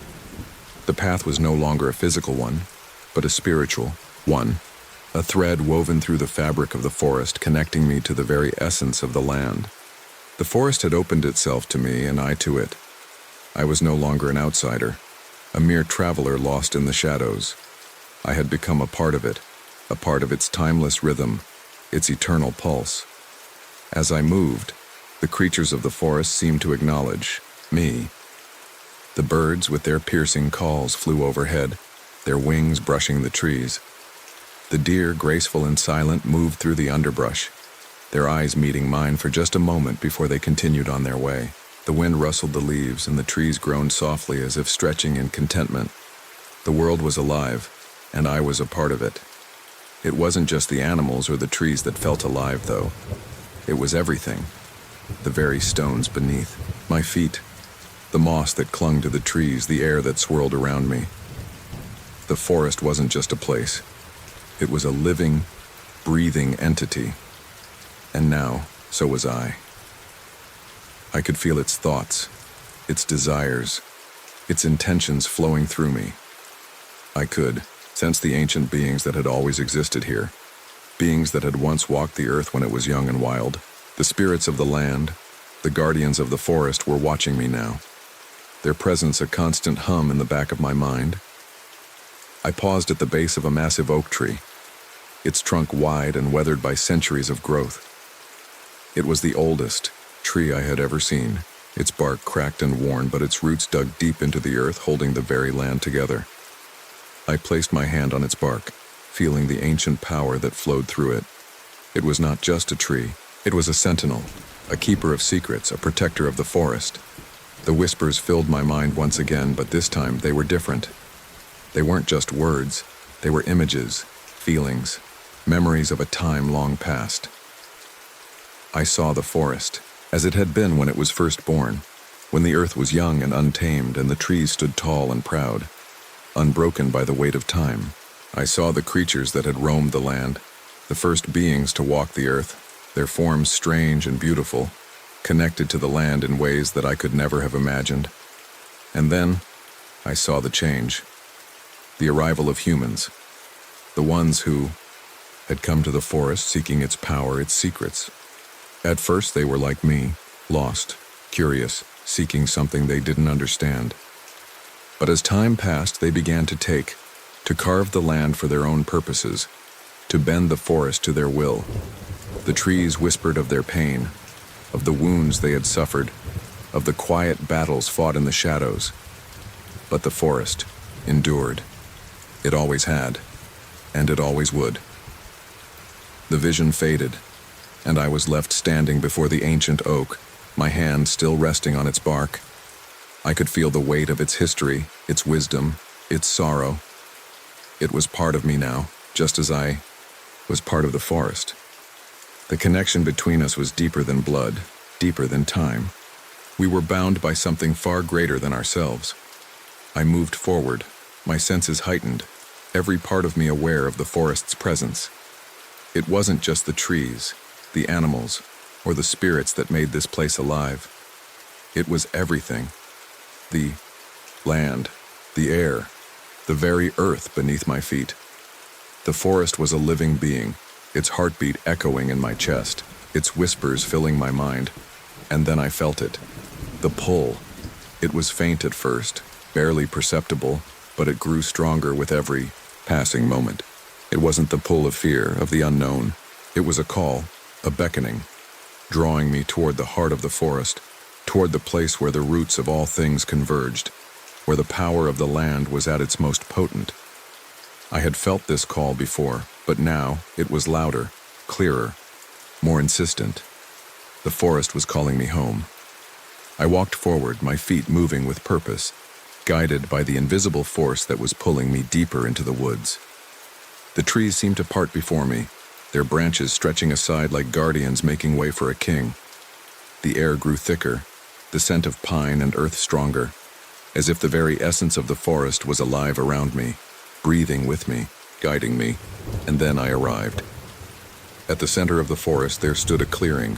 It was different from any other place I had seen. It was not a place of shadows or dark corners. No, this place was bathed in light, the light of the moon filtering through the trees above, illuminating the ground with a soft, ethereal glow. At the center of the clearing stood a large stone, worn by centuries of time, its surface covered in symbols that seemed to pulse with the same energy that flowed through me. The whispers were louder now, their voices melding together into a single harmonious sound. I stepped forward, my hand outstretched, and placed it on the stone. The moment I did, the ground beneath me trembled. The forest hummed with power, and I felt it, deep inside, in the very core of my being. I had returned. The forest had claimed me, and now I was its protector, its guardian. The stone pulsed beneath my touch, its energy flowing through me, filling me with the ancient power of the land. This was where I belonged. I had always belonged here. And now, the forest would never let me go. The forest around me seemed to pulse, with life, its energy vibrating through the very air, seeping into the stone beneath my hand and flowing through my veins. It was as though the land itself had recognized me, had acknowledged me as its own. And in that moment, I knew my place. In the endless cycle of life and death, of growth and decay, the whispers of the trees, the songs of the wind, the rustling of the leaves, they were all one voice now, speaking to me, guiding me, filling me with an ancient wisdom that had long been forgotten by the world outside. The stone beneath my hand grew warmer, its energy surging through me, intertwining with my own. I could feel it, a connection deep and unbreakable between me and the forest, between the earth beneath me and the sky above. This was more than just a bond. It was a promise, a pact made long before I had ever arrived, and now I was part of something far greater than myself. I was the forest, and the forest was me. I stepped back from the stone, the world around me shifting with the movement. The trees seemed to grow taller, their branches reaching further, as though the very fabric of the forest was expanding, stretching toward the heavens. The ground beneath me trembled, and I felt the pulse of the earth beneath my feet, like the beating heart of the forest, steady and eternal. I could feel the roots of the trees deep below me, twisting and turning, connecting every living thing in this ancient place. The clearing was bathed in light now, the soft glow of the moon filtering through the canopy above, casting a silvery glow on the stone. The air was thick with the scent of pine and damp earth, the smell of life and death, of growth and decay, all blending together in a perfect harmony. I felt at peace here, at home, as though I had found my true purpose, my true calling. As I stood there, the trees around me seemed to bend, their branches swaying with the wind. The sound of their leaves rustling was like a song, a lullaby that filled my soul with warmth, with understanding. I closed my eyes, letting the sound wash over me, and for a moment, I felt as though I were one with the earth, one with the sky, one with the eternal cycle of life that flowed through the forest. And then I heard it, a voice. It wasn't the voice of the trees or the whispers of the forest. It wasn't the voice of the ancient beings that had walked these woods long before me. No, this voice was different. It was softer, more familiar. A voice I hadn't heard in what seemed like an eternity. It was the voice of someone I had once known, someone I had once loved, someone I had thought lost to time. "Come back," the voice whispered, its tone filled with sadness, with longing. "Come back to the world you left behind." I opened my eyes, and for a moment the forest seemed to blur, the trees around me fading into shadows. The clearing was no longer bathed in light. Instead, it was shrouded in darkness, a darkness that seemed to pull at me, to drag me back toward a place I had long since abandoned. I felt a sharp pain in my chest, a longing, a desire to return to the world I had left behind. But I knew I couldn't. I had crossed that threshold long ago, and there was no going back. I had become part of the forest, part of its ancient soul, and there was no room for me in the world outside. The voice, the one calling me back, was a reminder of what I had once been, of what I had once left behind. But it was no longer my home. This was my home now. The forest was my family, my eternity. The voice faded, and the darkness that had threatened to consume me receded, replaced by the gentle glow of the moon, the soft rustling of the leaves. The forest was alive, and I was a part of it. I took a deep breath, feeling the air fill my lungs, and as I did, I felt the forest breathe with me, the earth beneath me shifting, the trees around me bending in welcome. I was no longer lost. I had found my place. This was where I belonged. This was where I would stay, where I would watch over the forest, where I would guard its secrets, its power, for all eternity. The wind whispered around me, the trees swaying in rhythm with the song of the earth, and I smiled. There was no fear here. There was no longing. There was only peace. Only the eternal embrace of the forest. I stepped forward into the darkness once more, my feet moving without hesitation, guided by the pull of the land, by the song of the trees. I had no need to see. I could feel the forest around me, feel its presence in every part of my being. The night was endless, but I was no longer afraid. I was part of it. I was one with it. The whispers faded, and for the first time in my life, I knew that I had found my home. The forest had claimed me, and now I was its eternal guardian. The path ahead was no longer something I had to search for or create. It was simply there, woven into the very fabric of the forest, as if the trees themselves had drawn the lines, had shaped the earth for me to walk upon. My steps no longer faltered, no longer felt hesitant. Each movement, each shift in the air was as natural as breathing. I could feel the hum of the forest beneath my feet, the vibrations of life and death intertwining in a beautiful, endless dance. Every step I took was a confirmation of my place, of my purpose. The clearing that had once been a place of arrival now felt like an ancient sanctuary, a place where time ceased to matter. The stone at the center of it still pulsed with the rhythm of the land, but it was no longer an object of worship or awe. It was a part of me, just as I was now a part of it. The symbols etched on its surface seemed to shift in the moonlight, like the writing of the earth itself, forever changing and never static. The stone wasn't a barrier, it was a bridge, a connection between the living world and the timelessness of the forest. I moved deeper, further into the heart of the woods, but this time there was no hesitation, no fear. The shadows that had once seemed so ominous now felt welcoming, comforting. They weren't looming figures to be feared. They were the embrace of the land, the presence of the forest, guiding me towards something greater. I passed by trees that were older than any I had seen before, their trunks thick and gnarled, their branches twisting in ways that defied logic. They seemed to lean toward me, their leaves brushing against my skin, their roots stretching beneath the earth, pulling me closer.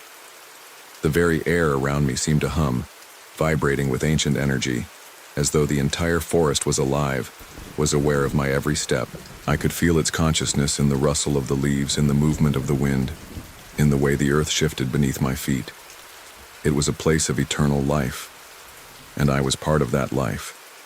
I paused for a moment, letting the cool air wash over me, feeling the weight of it all. The weight of the forest, the weight of the earth, the weight of the ancient power that flowed through every root, every stone, every leaf. The song of the trees, the whispers of the wind filled my mind, and I realized that I wasn't just moving through the forest. I was the forest. I could feel its breath, its heartbeat, its pulse, all flowing through me. The spirits of the forest, the ancient ones who had walked these lands before me, were here, with me, guiding me. The moonlight above filtered through the canopy, casting a silvery glow on the path before me. The light felt warm, like a gentle caress, and I followed it, trusting the forest to lead me. The clearing had been a beginning, but the heart of the woods, the place where the land's spirit was strongest, was still ahead. It was there, waiting, for me, calling me deeper into its embrace. As I walked, I could hear the sound of something else, something familiar yet distant, calling to me from ahead. It wasn't a voice, not in the way I had once understood voices. It was more like a presence, a force pulling me forward, filling the space between the trees with its power.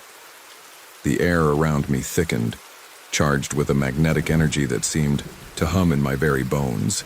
It was calling me home, just as the forest had called me from the start. I moved faster now, the pull of the land growing stronger. The trees seemed to part before me, their branches bending in welcome, their leaves rustling like a quiet greeting. The forest knew I was coming. It had always known. And then, I reached the heart of the forest. It was a place unlike any I had ever imagined. The trees here were larger, older, their trunks thick with centuries of growth. Their branches reached out like arms, stretching high into the sky, their leaves glowing softly in the moonlight. In the center of it all stood a pool of water, its surface still and reflective, shimmering with the light of the moon. I stepped closer to the pool, and as I did, the water seemed to react to my presence. It rippled, not from any breeze, but from something deeper, something ancient. The reflection in the water shifted, revealing not just my own face, but the faces of countless others, spirits, guardians, protectors of the land, each one connected to the forest in ways I couldn't fully comprehend. The spirits of the woods, the ancient ones who had always been here, stared back at me, their eyes full of knowing, full of the wisdom of the ages. "You have come home," a voice said, but it wasn't from one person. It was from all of them, a chorus of whispers, a sound as old as the trees themselves. "You are part of the forest. You are part of the earth. Forever." The words filled me, but they didn't frighten me. They were a reassurance, a confirmation of what I had known all along. This was where I belonged. This was where I was meant to be. The bond between me and the forest was unbreakable, eternal. I knelt by the pool, my hand hovering just above the surface of the water. I could feel the energy of the forest surging through me, through the roots beneath my feet, through the leaves above. I was part of something larger than myself, something ancient, something eternal. As my hand touched the water, the surface rippled, and the world around me seemed to blur. The faces in the water, spirits of the forest, guardians of the land, smiled. At me, their eyes filled with understanding, with acceptance. The forest had claimed me, and now I was home. The water beneath my hand trembled, as though the very essence of the forest was reaching out to touch me, to welcome me fully into its embrace. As my fingers brushed the cool surface, the reflection in the water seemed to distort, swirling into a vision of the forest as it had been in times long past. The trees were taller, more ancient, their branches reaching higher into the sky, their roots stretching deep into the earth. The creatures of the forest, those strange and beautiful beings, the first to walk this land, moved silently through, the shadows, their eyes gleaming with the wisdom of ages. I saw the forest's beginning, when the earth was young, untamed, and wild. The land was alive, unbroken by time, untouched by the hands of those who would come to claim it. The spirits of the trees, the guardians of the land, walked freely among the ancient giants, their footsteps leaving an eternal imprint on the soil. The air was thick with the hum of life, the pulse of creation. It was a time before the world, grew heavy before it was burdened by the weight of the human touch. And then I saw them, the humans. At first they were few, wanderers, travelers who had lost their way, searching for something they couldn't quite name. But as time passed, their numbers grew. They came to the forest with their axes, with their tools, seeking to take, to carve, to bend the land to their will. The guardians of the forest, those ancient spirits, fought to protect the land, to preserve its sacred balance. But the humans were relentless. Slowly, the land began to change.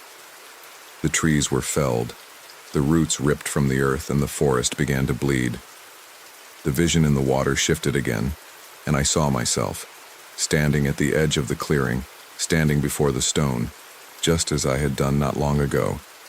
But now I was different. I was no longer the lost wanderer, the one who had been drawn into the forest out of fear, out of confusion. I was something more. The forest had claimed me, and in return, I had taken on its mantle. The weight of its power flowed through me, and I understood then that I was not just a guardian of the forest, I was the forest. I was its protector, its voice, its eternal guardian. The visions in the water began to fade, but the message was clear. The forest was alive, and it had a will of its own.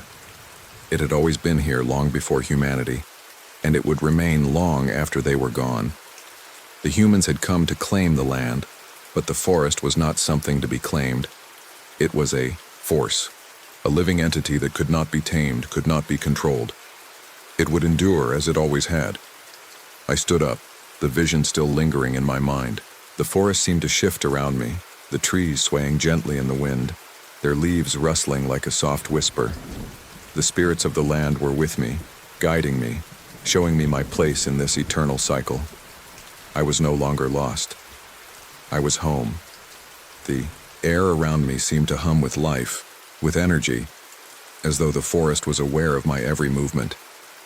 The stone at the center of the clearing still pulsed with power, its energy flowing through the very ground beneath me. The bond between me and the land was unbreakable. I was part of it, just as it was part of me. And then I felt it. The call. It wasn't a voice this time, not words spoken aloud. It was a feeling, a pull from deep within the earth, drawing me forward. The forest was calling me deeper into its heart, deeper into the ancient land that had given birth to everything I was. The trees parted before me, their branches bending low in a welcoming gesture, and the earth seemed to shift beneath my feet, guiding me along the path. I followed the yow call, my feet moving on their own, carried by the pull of the land, by the power that flowed through the very soil beneath me. The forest seemed to open up before me, revealing a hidden path that led further into the depths of the woods, into the very heart of the land. The trees grew taller here, their trunks thicker, their branches intertwining to form a canopy that blocked out the light of the moon, plunging me into a deep, eternal twilight.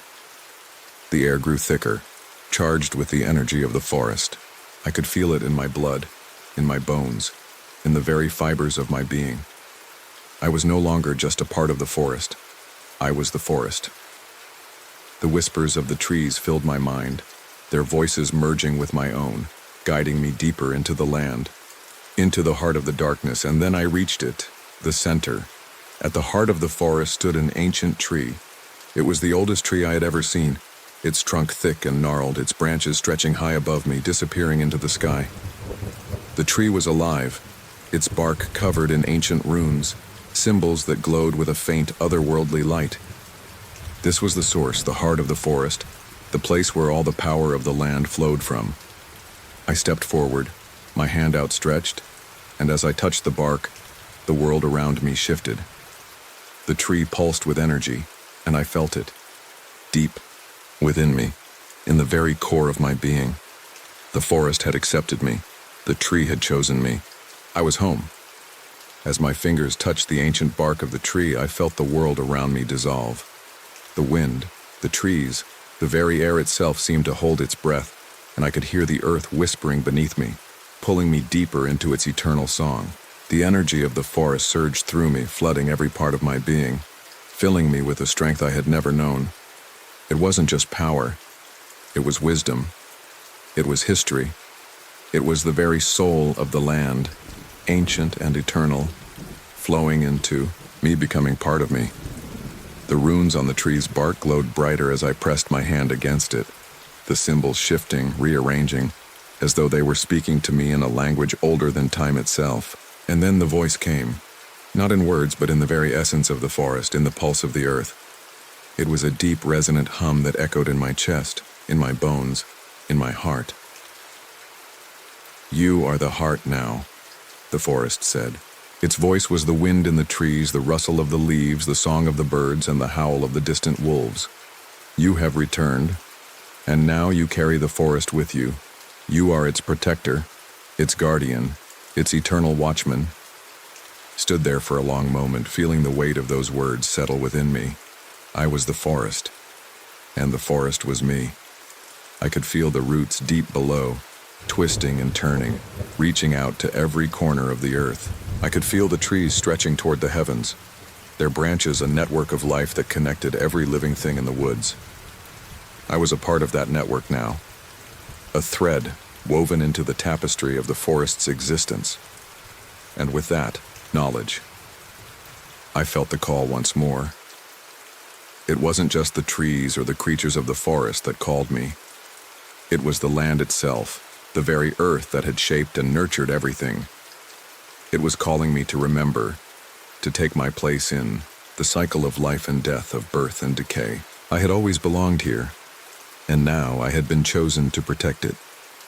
The tree before me shimmered with a soft light, And as I gazed at it, I saw the forest history unfolding before me.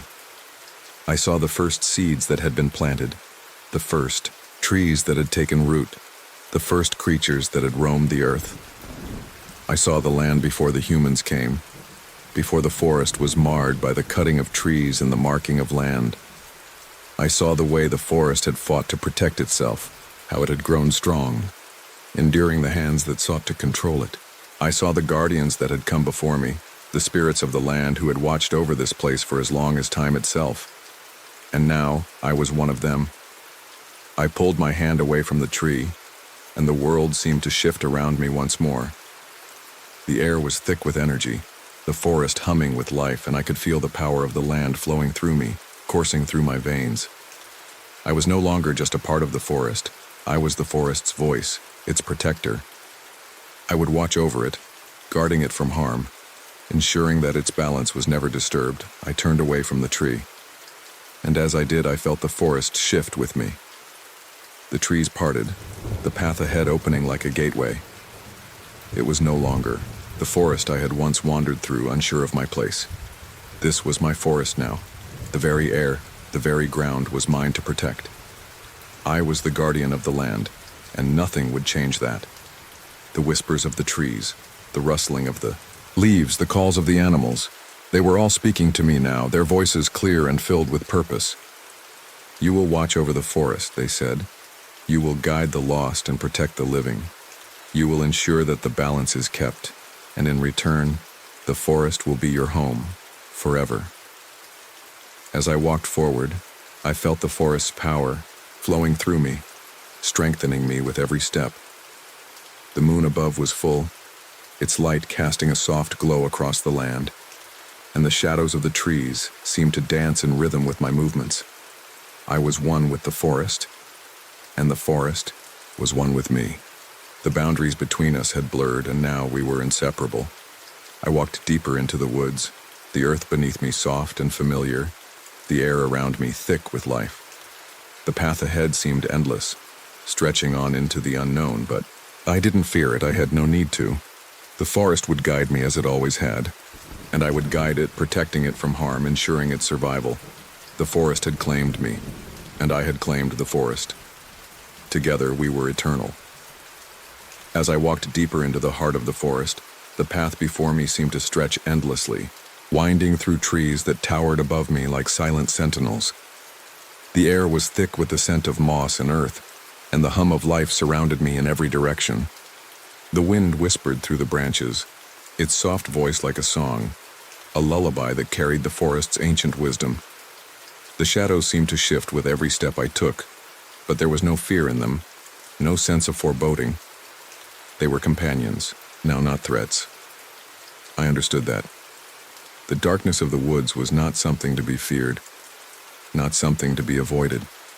It was a part of the forest's soul, and I was one with it. I could feel it in my very being, the pull of the earth beneath me, the rhythm of the trees, the pulse of life and death flowing through me like blood. The forest had claimed me, but in return I had claimed the forest. We were intertwined, bound by something deeper than fate, something older than time. I was the guardian now, the keeper of its secrets, the protector of its balance, and in return it had given me everything, its power, its wisdom, its eternal life. I reached out and touched the bark of a nearby tree, feeling the rough texture beneath my fingertips, the energy that surged through its branches. The tree didn't just stand there, it lived, it breathed, it was aware of me, of my touch. The forest was alive in a way I had never understood before, not as a simple collection of trees and animals, but as a vast, interconnected consciousness, a living being with thoughts, feelings, and desires. And now, I was a part of that consciousness. The whispers of the trees surrounded me again, their voices soft but clear. You will guide the lost, they said. You will shelter those who seek refuge. You will protect the forest from harm, from those who would seek to exploit it, to tear it down. You will ensure that balance is kept. I smiled, feeling the truth of their words settle in my chest. This was my purpose now. This was my calling. To protect the forest, to guard its secrets, to make sure that its ancient power was never disturbed. I was not just a keeper of the land. I was the voice of the forest, its eternal guardian. As I walked deeper into the woods, I could feel the weight of the responsibility settling upon me. But it wasn't a burden. It was a gift. A gift that came with the knowledge that I was part of something far greater than myself. The forest was eternal, and so was I. Its heartbeat was mine. Its breath was mine.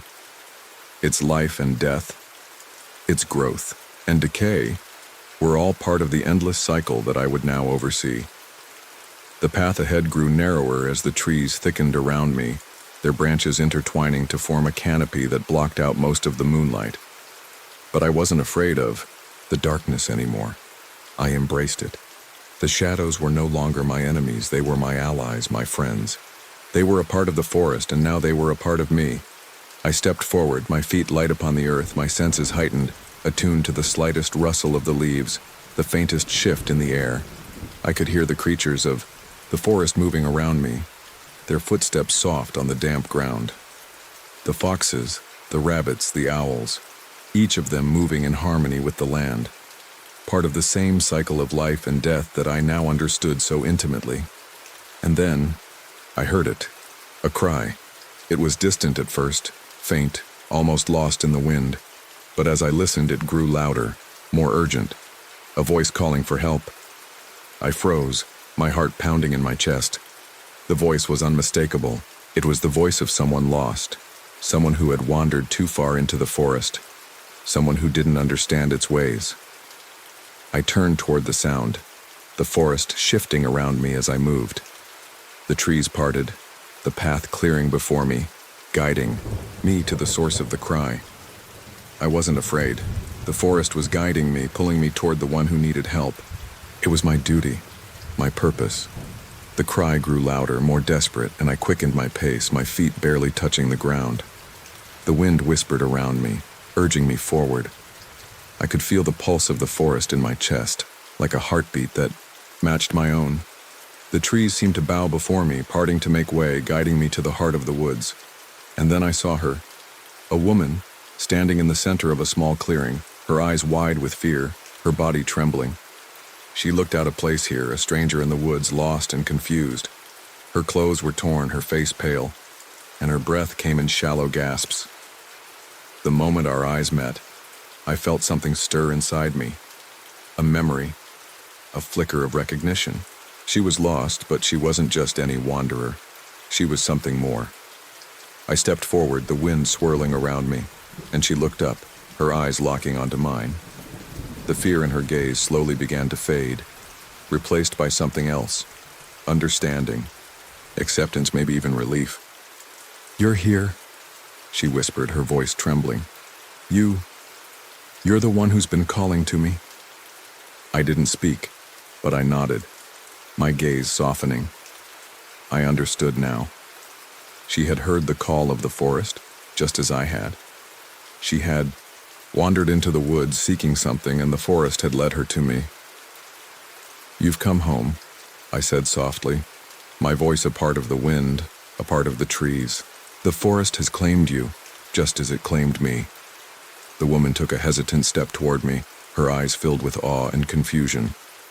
"I don't understand," she said, her voice barely above a whisper. "You don't have to," I replied. "You will learn just as I did. The forest will show you the way." She nodded slowly, the fear in her eyes replaced by a growing sense of peace.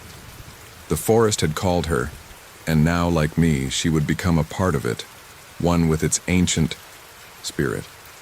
And together we would guard its secrets, protect its life, and ensure its power endured for all eternity. The woman stood before me, still unsure of the path that had brought her here, but something in her eyes had shifted. The fear that had once gripped her began to dissolve, replaced by a calm understanding.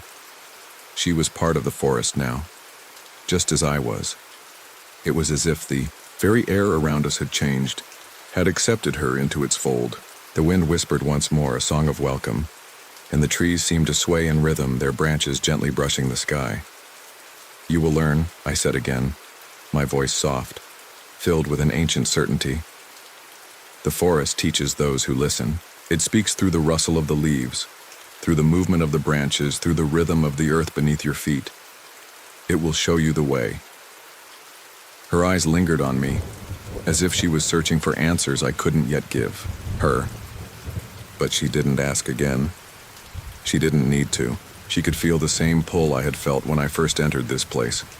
An invisible thread woven through the woods, a force that was both soothing and overwhelming. The forest was calling her home. I extended my hand to her, an invitation to step into the fold, to become a part of something that had always been there, waiting. Her gaze dropped to my outstretched hand, and for a long moment she didn't move. I could feel her uncertainty, the weight of her past life still clinging to her, but it was fading. The forest would free her from it, just as it had freed me. The bonds of the world she had known were not as strong as the call of the earth. Slowly, she reached out, her fingers brushing mine. I could feel the moment she made the decision, the instant she surrendered to the forest's power. Her touch was light, but it was enough. It was all the forest needed to draw her in, and as she stepped forward, the world around us seemed to shift. The wind picked up, swirling around us in a gentle but firm embrace. The trees above us bent and creaked, their leaves shimmering in the moonlight, their roots stirring beneath the earth as though they, too, had been waiting for her. The path that had seemed hidden to her before now opened up, leading deeper into the woods, guiding her toward her place. "You are not lost," I told her, watching the realization settle on her face. "You are exactly where you need to be." Together, we moved through the forest, the path unfolding before us as if the very earth was parting to show us the way. The trees whispered, their voices blending with the rustling leaves, the soft wind that caressed our faces, the distant call of an owl in the night. It was all part of the symphony, the ancient melody that filled the forest's heart. As we walked, I could sense her becoming more attuned to the land, to the rhythm of the forest. Her steps grew steadier, more confident, as if the very ground beneath her feet had begun to feel familiar. The air seemed to hum around her, and I saw her look up at the trees with wonder, as if she was seeing them for the first time. Her face softened, and I knew then that the forest had already begun to work its magic on her. She was no longer a stranger here. She was part of it, as I had become, and she would learn the forest's secrets, just as I had. We reached a clearing, just as the moon reached its zenith, its light spilling like silver across the ground. The moonlight bathed the trees in an ethereal glow, casting long shadows and giving the forest a dreamlike quality. I stopped and turned to face her, watching the transformation unfold before me. The uncertainty in her eyes was gone now, replaced by a quiet acceptance, a peace that seemed to flow from the very soil beneath her feet. "This is where you will stay," I told her softly, as though speaking to someone who had always belonged here. "The forest will guide you. You are one with it now." She nodded, her expression serene. She didn't need to speak. Her eyes said everything. She understood now. She had become a part of the ancient land. She was no longer a wanderer, a lost soul seeking answers. She had found her place, her purpose, her. The forest had claimed her, just as it had claimed me. As we stood in the clearing, the trees around us seemed to sigh, the leaves rustling in the breeze. The night was still, but the forest was alive. Alive in a way that was beyond anything I could explain. It wasn't just a collection of trees and animals. It was a living, breathing entity, and we were part of it. The woman stepped closer to me, and I placed a hand on her shoulder, the touch grounding both of us. "The forest will protect you," I said. "It will teach you, guide you, and you will become its voice. You will watch over it, just as I do, and in return it will give you everything. Wisdom, power, eternal life." She smiled, her eyes reflecting the light of the moon and the glow of the forest. The smile was small, but it was genuine. It was the smile of someone who had finally found where they belonged. We stood there for a long moment together as the forest around us whispered its secrets, the wind flowing through the trees like a song. The ancient spirits that had watched over this land for eons surrounded us, their presence like a warm, invisible embrace. The forest was alive, and we were part of it. In that moment, I knew that this place, this ancient, eternal forest, was no longer just my home. It was hers too. And together we would protect it, watch over it, and ensure that its secrets remained safe for all eternity. The forest had claimed us both, and together we were its eternal guardians. The wind whispered through the trees, and the forest seemed to breathe with us. The moonlight bathed the clearing in a soft silvery glow, casting long shadows on the earth. The ancient trees around us stretched high into the sky, their branches intertwined, creating a canopy that shielded us from the stars above. In this moment, everything felt infinite, timeless. We were no longer just two individuals standing in the heart of the forest. We had become something more. We had become the forest itself. The woman beside me, still taking in the vastness of her new home, was no longer the frightened stranger I had found in the woods. She had already started to change. Her movements had grown fluid, like the wind, that swirled around the trees. Her steps were quieter now, more assured, as if the earth beneath her had begun to speak to her as it had to me. There was a softness in her eyes, a deep understanding of the ancient life that surrounded us. She was beginning to see the forest for what it truly was, not just a place to walk through, but a living, breathing entity that had always been here, waiting for those who were willing to listen. I watched her carefully as she approached a nearby tree, her fingers reaching out almost as if she were afraid to touch it. But then her hand brushed against the bark and I saw the connection form, like a bond being forged between them. The tree's energy seemed to pulse through her fingertips, and the air around her shimmered with a gentle glow. It was as if the forest had acknowledged her, welcomed her into its eternal embrace. She turned to me with a look of wonder in her eyes. This is real," she whispered. "It's all real." I nodded, my voice steady but full of the deep knowledge that had settled within me. "Yes, it is. The forest is alive, and it has chosen us. We are part of it now as much as it is part of us." She took a deep breath, absorbing the words. She wasn't afraid anymore. She was beginning to understand that there was no need to fear what she had once feared. The forest didn't take, it gave. It didn't demand, it invited. It wasn't a place of death or destruction. It was a place of renewal, of eternal life, of balance. And now, she was part of that balance. I extended my hand toward her, guiding her deeper into the heart of the forest. "There is more to see, more to learn.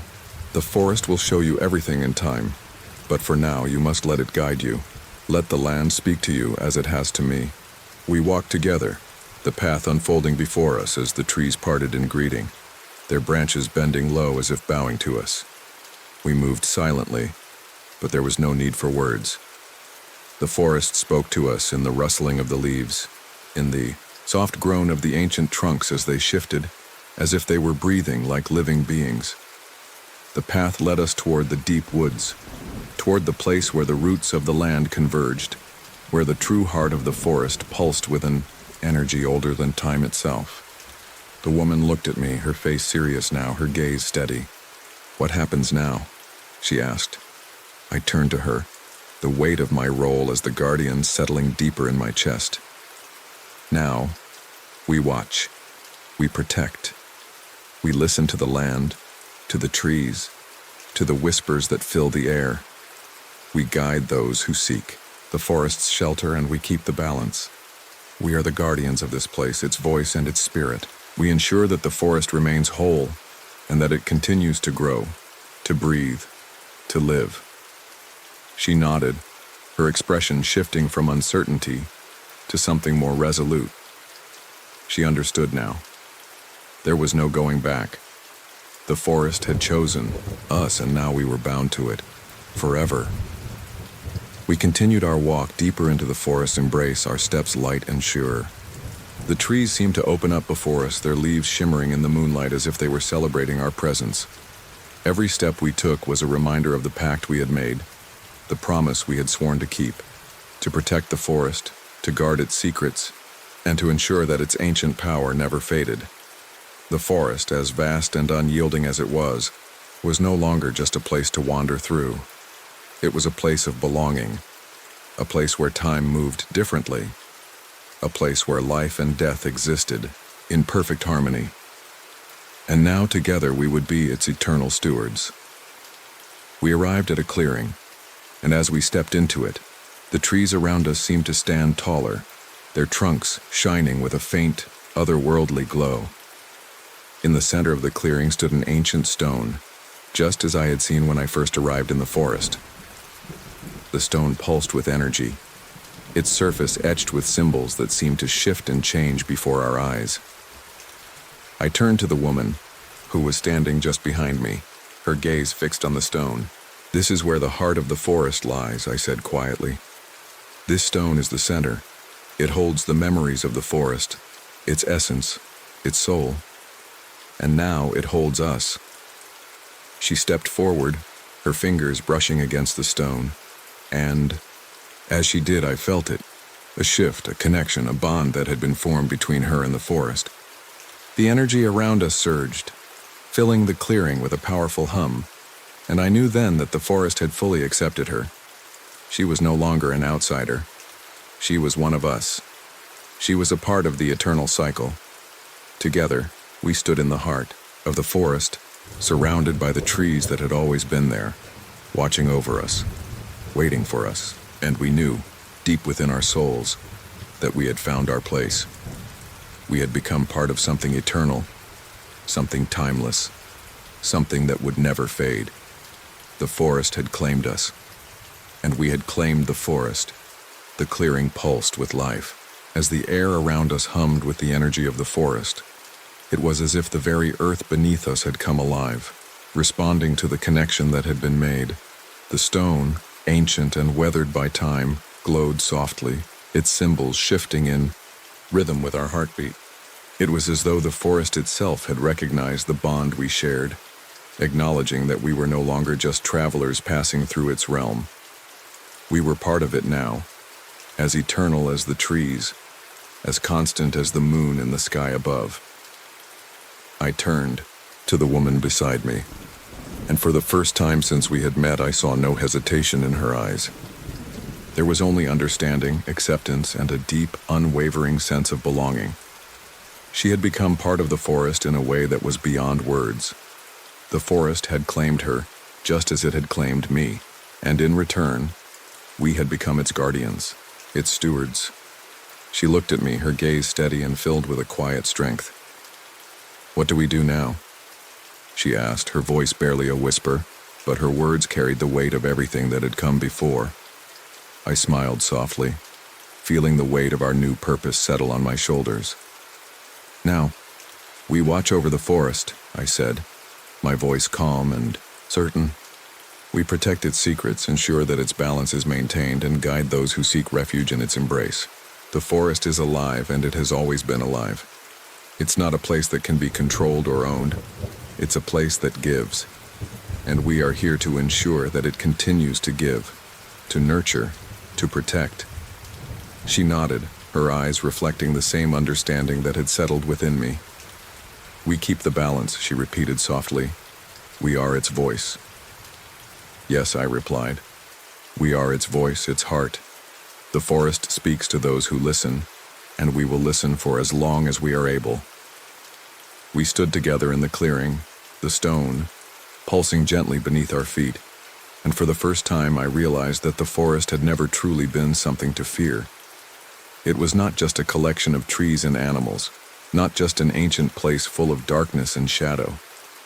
The forest was a living, breathing entity, one that had been here long before we arrived and would remain long after we were gone.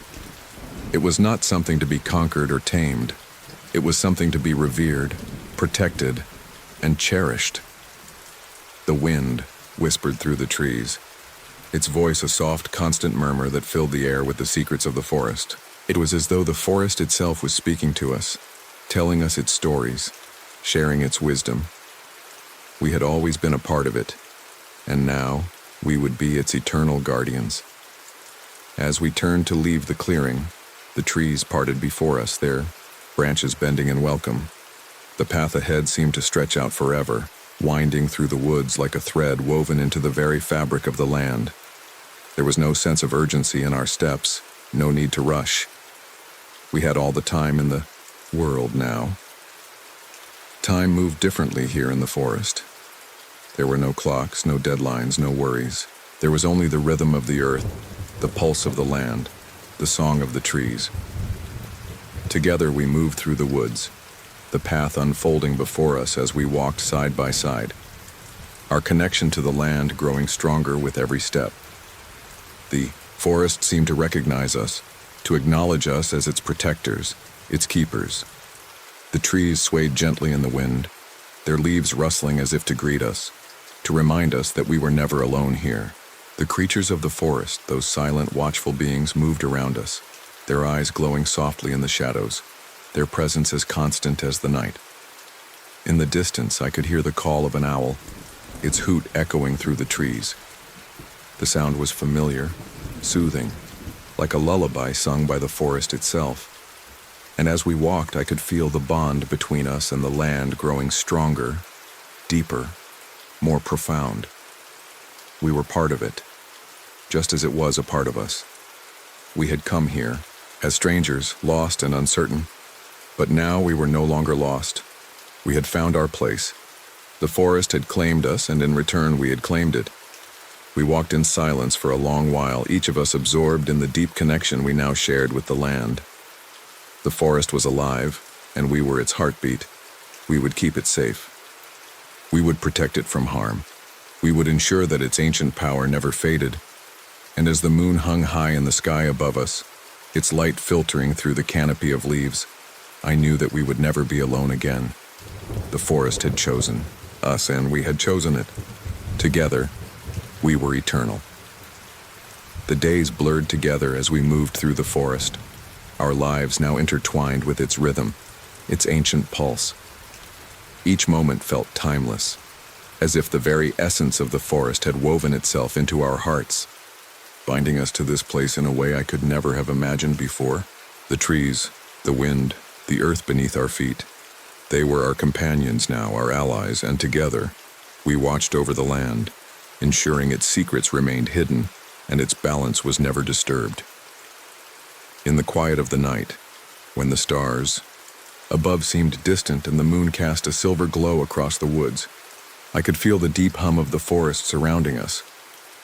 The trees whispered their stories, their voices a soft murmur in the air, as if they had always been here, waiting to share their ancient wisdom with those who were willing to listen.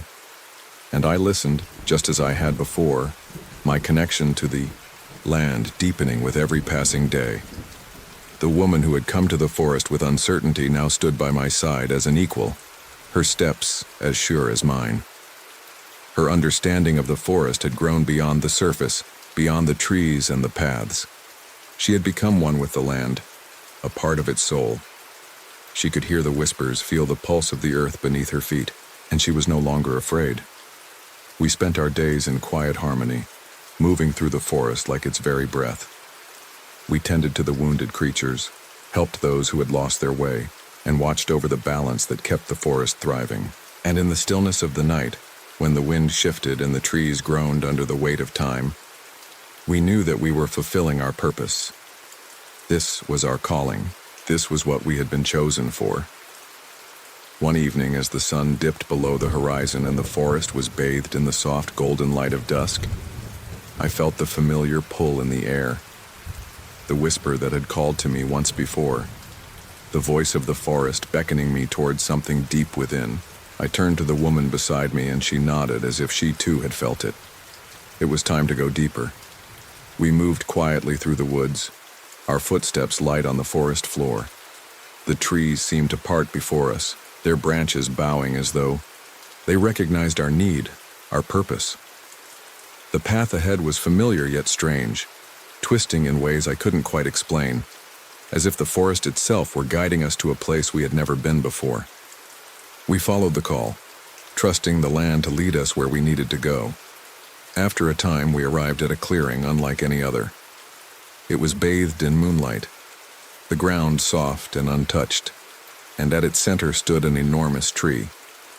Its trunk was thick and gnarled, its branches reaching out like arms, stretching toward the sky.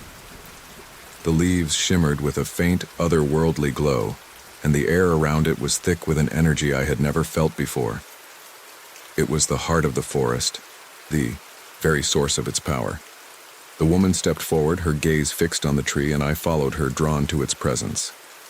We had come here for a reason, and I knew deep within that this was the final step in our journey. As we approached the tree, its energy intensified, filling the clearing with a soft, pulsing hum. It was as though the very tree itself was alive, breathing with us, sharing its power. The symbols carved into its bark glowed faintly, shifting and changing with each movement. The forest was alive, and this tree was its soul, its heart. The woman stood before the tree, her hand outstretched, and I watched as she touched the trunk. The moment her fingers made contact, the air seemed to shift. The wind stopped. The forest held its breath. And then, the tree began to speak. It wasn't a voice, not in the way we had come to understand speech. It was a feeling, a presence, an energy that flooded our minds, our souls.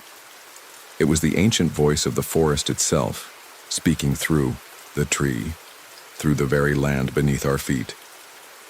"You have come," the voice said, its tone deep and resonant, like the rumble of thunder in the distance. "You are the guardians now. You are the keepers of the forest, the protectors of its soul. The balance is yours to maintain, the secret's yours to keep. The forest has chosen you, and you are one with it, as it is one with you."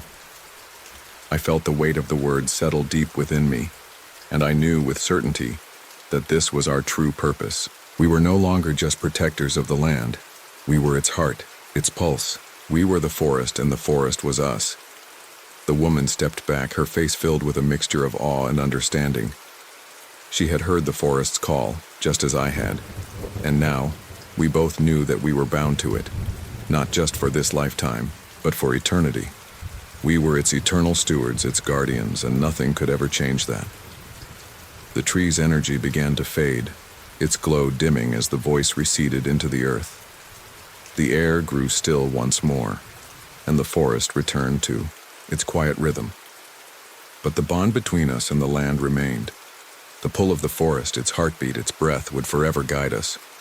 We turned and walked back into the woods, side by side, our footsteps light on the earth. The forest had claimed us, and in return, we had claimed it. We were no longer lost. We were no longer outsiders. We were part of the land, part of its eternal life.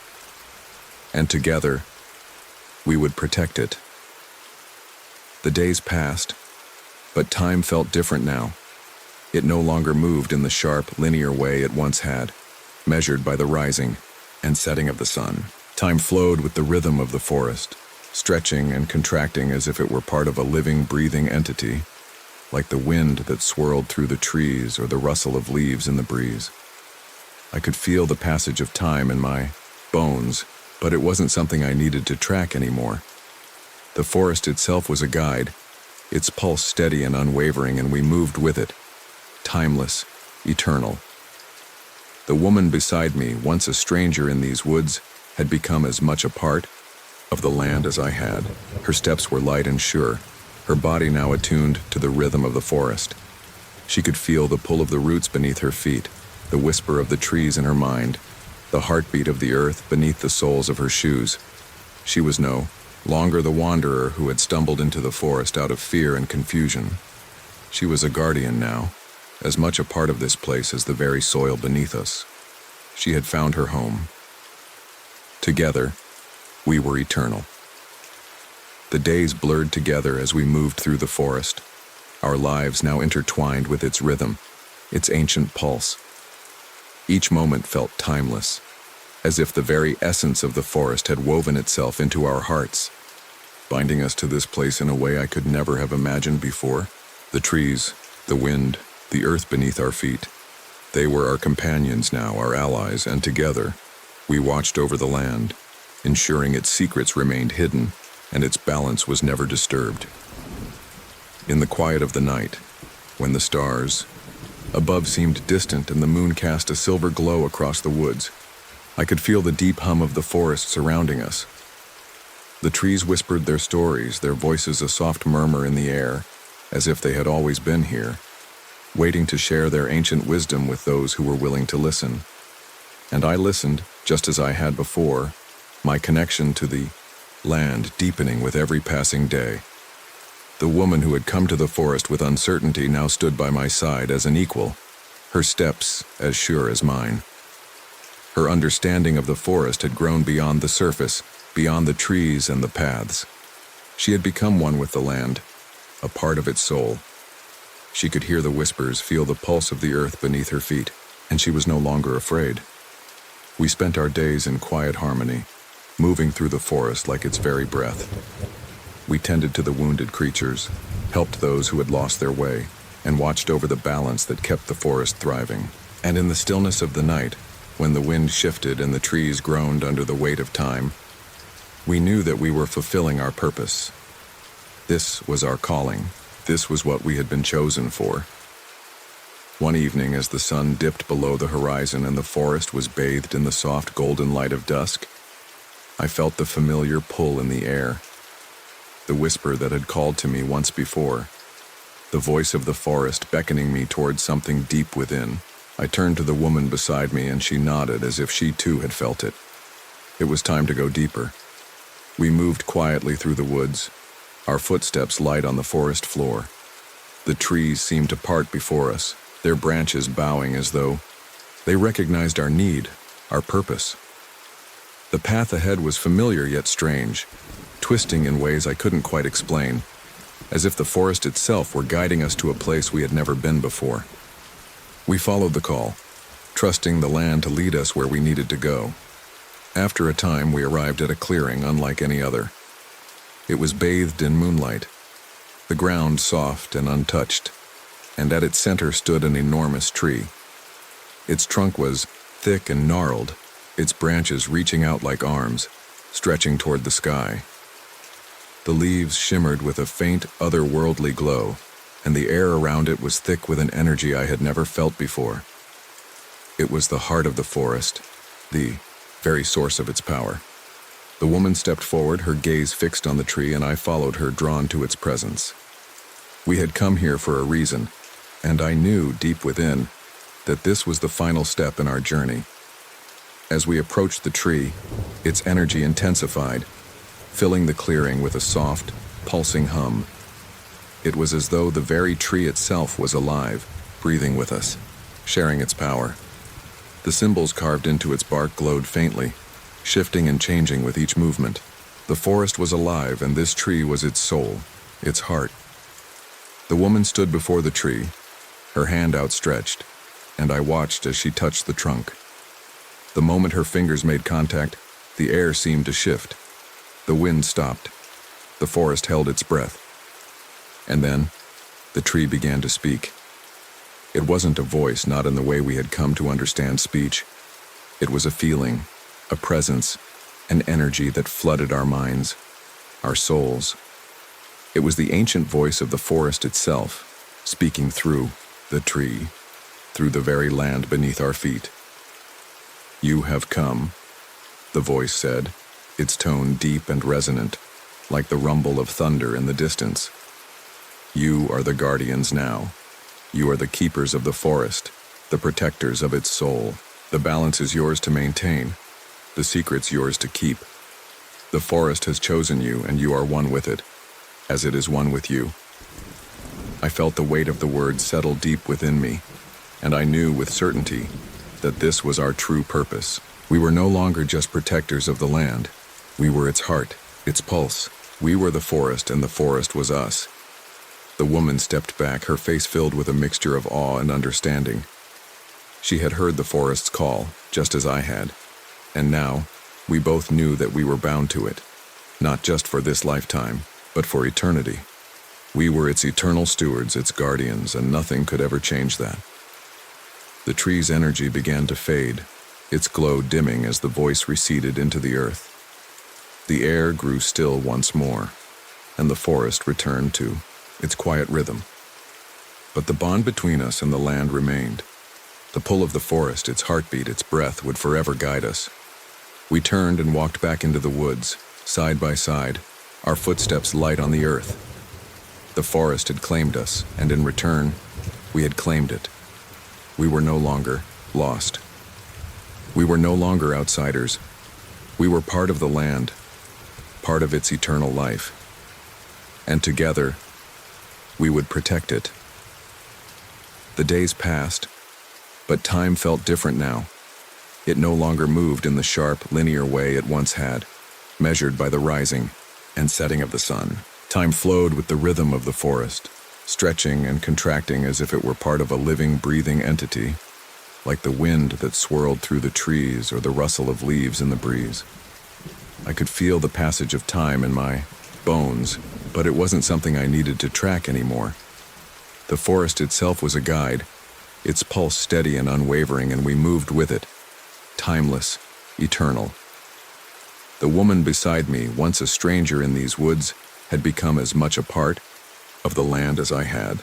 Her steps were light and sure, her body now attuned to the rhythm of the forest.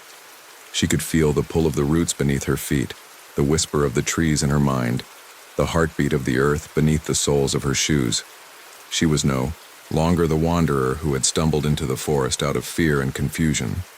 She was a guardian now, as much a part of this place as the very soil beneath us. She had found her home.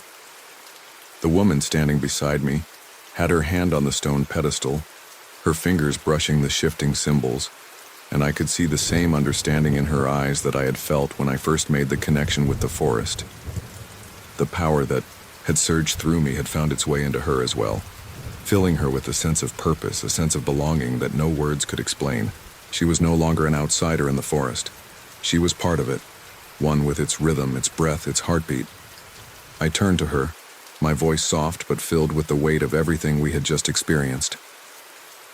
This is our calling now. We are the heart of the forest.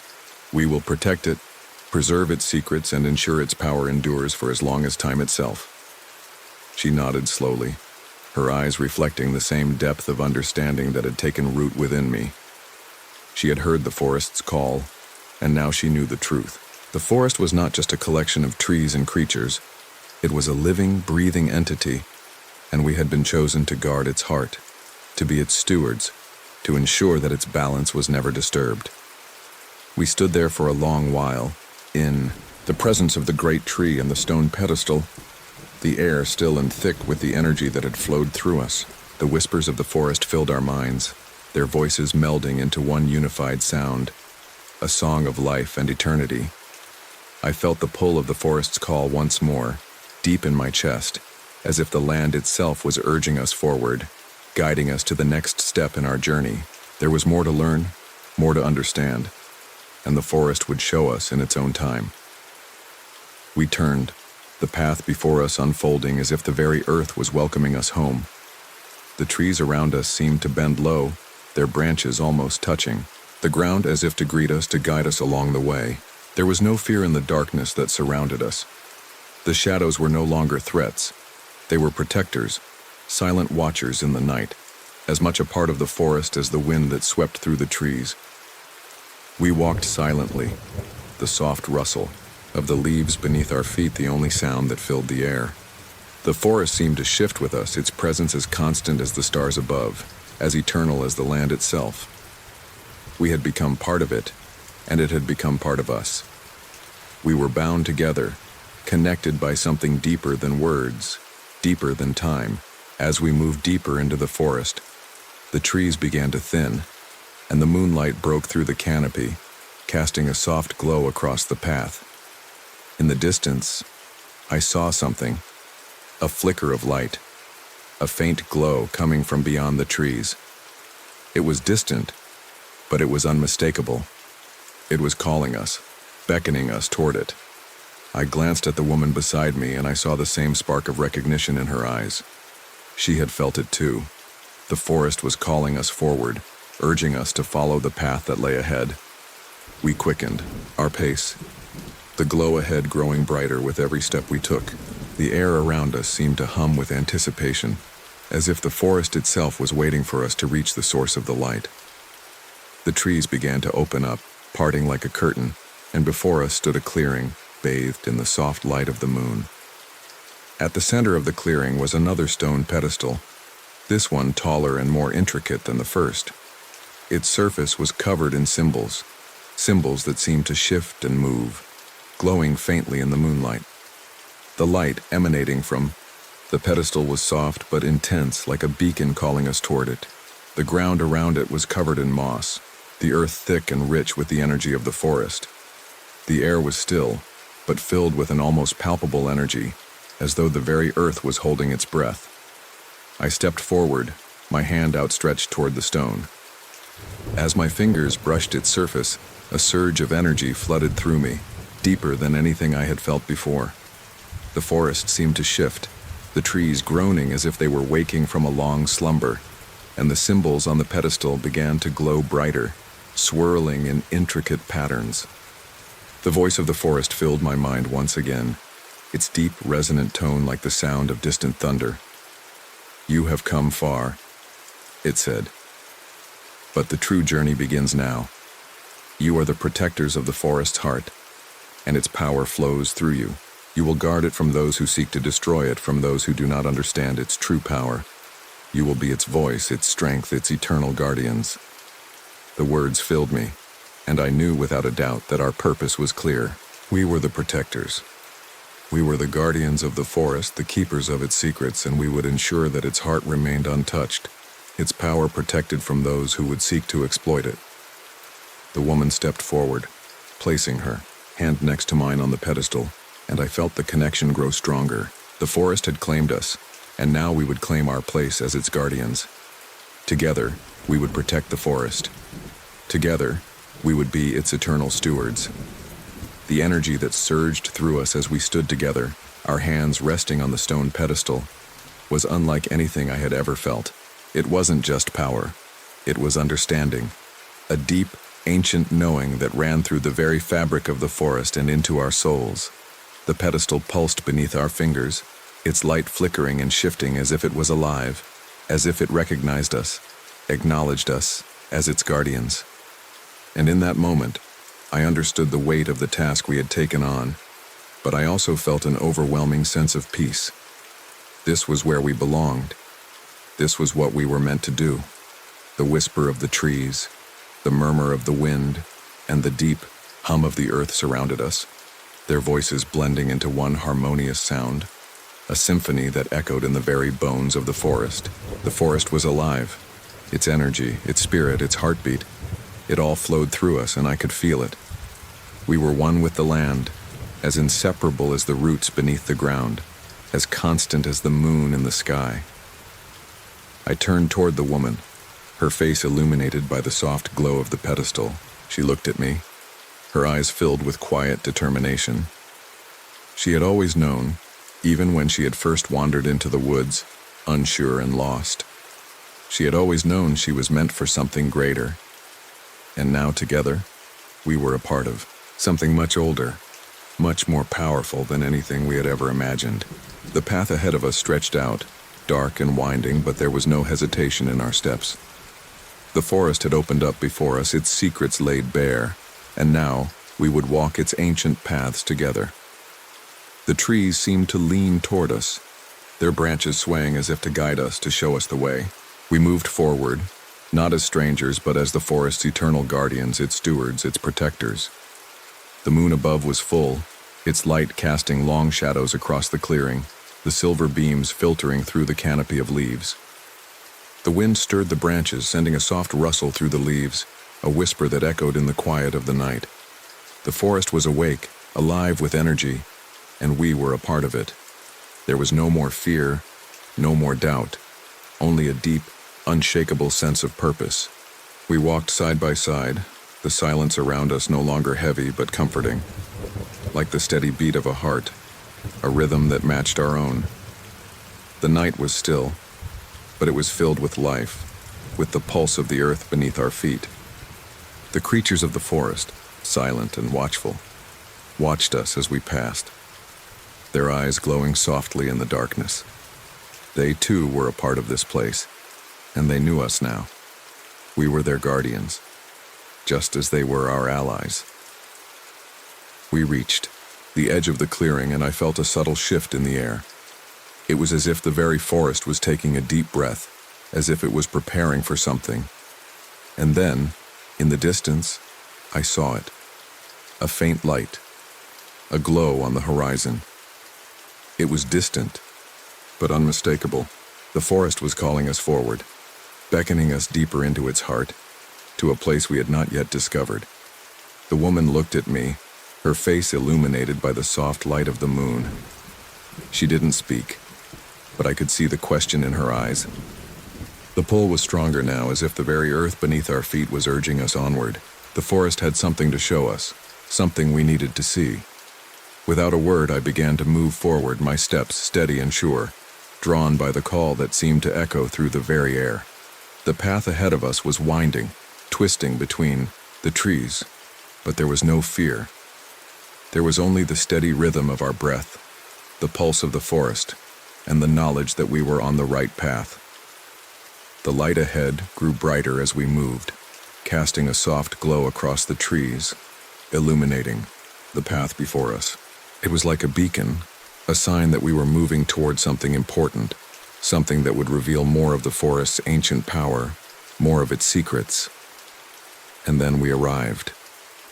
The clearing was bathed in a soft, golden light. The trees, surrounding it tall and ancient, their trunks thick with age. At the center of the clearing was a stone circle, each stone worn by time but still standing strong, a testament to the power of the forest. The air around us hummed with energy, and the ground beneath our feet seemed to vibrate with life. In the center of the stone circle was a single enormous tree. It was unlike any tree I had ever seen. Its trunk was wide and gnarled, its branches stretching high into the sky, its leaves shimmering with an otherworldly glow. The light that surrounded it was soft yet intense, like the heartbeat of the forest itself. This tree was the heart of the forest, the source of its power, its life. We approached the tree slowly, our steps reverent, as if we were standing before something sacred, something ancient beyond comprehension. The forest had called us here, and now we would see its true heart.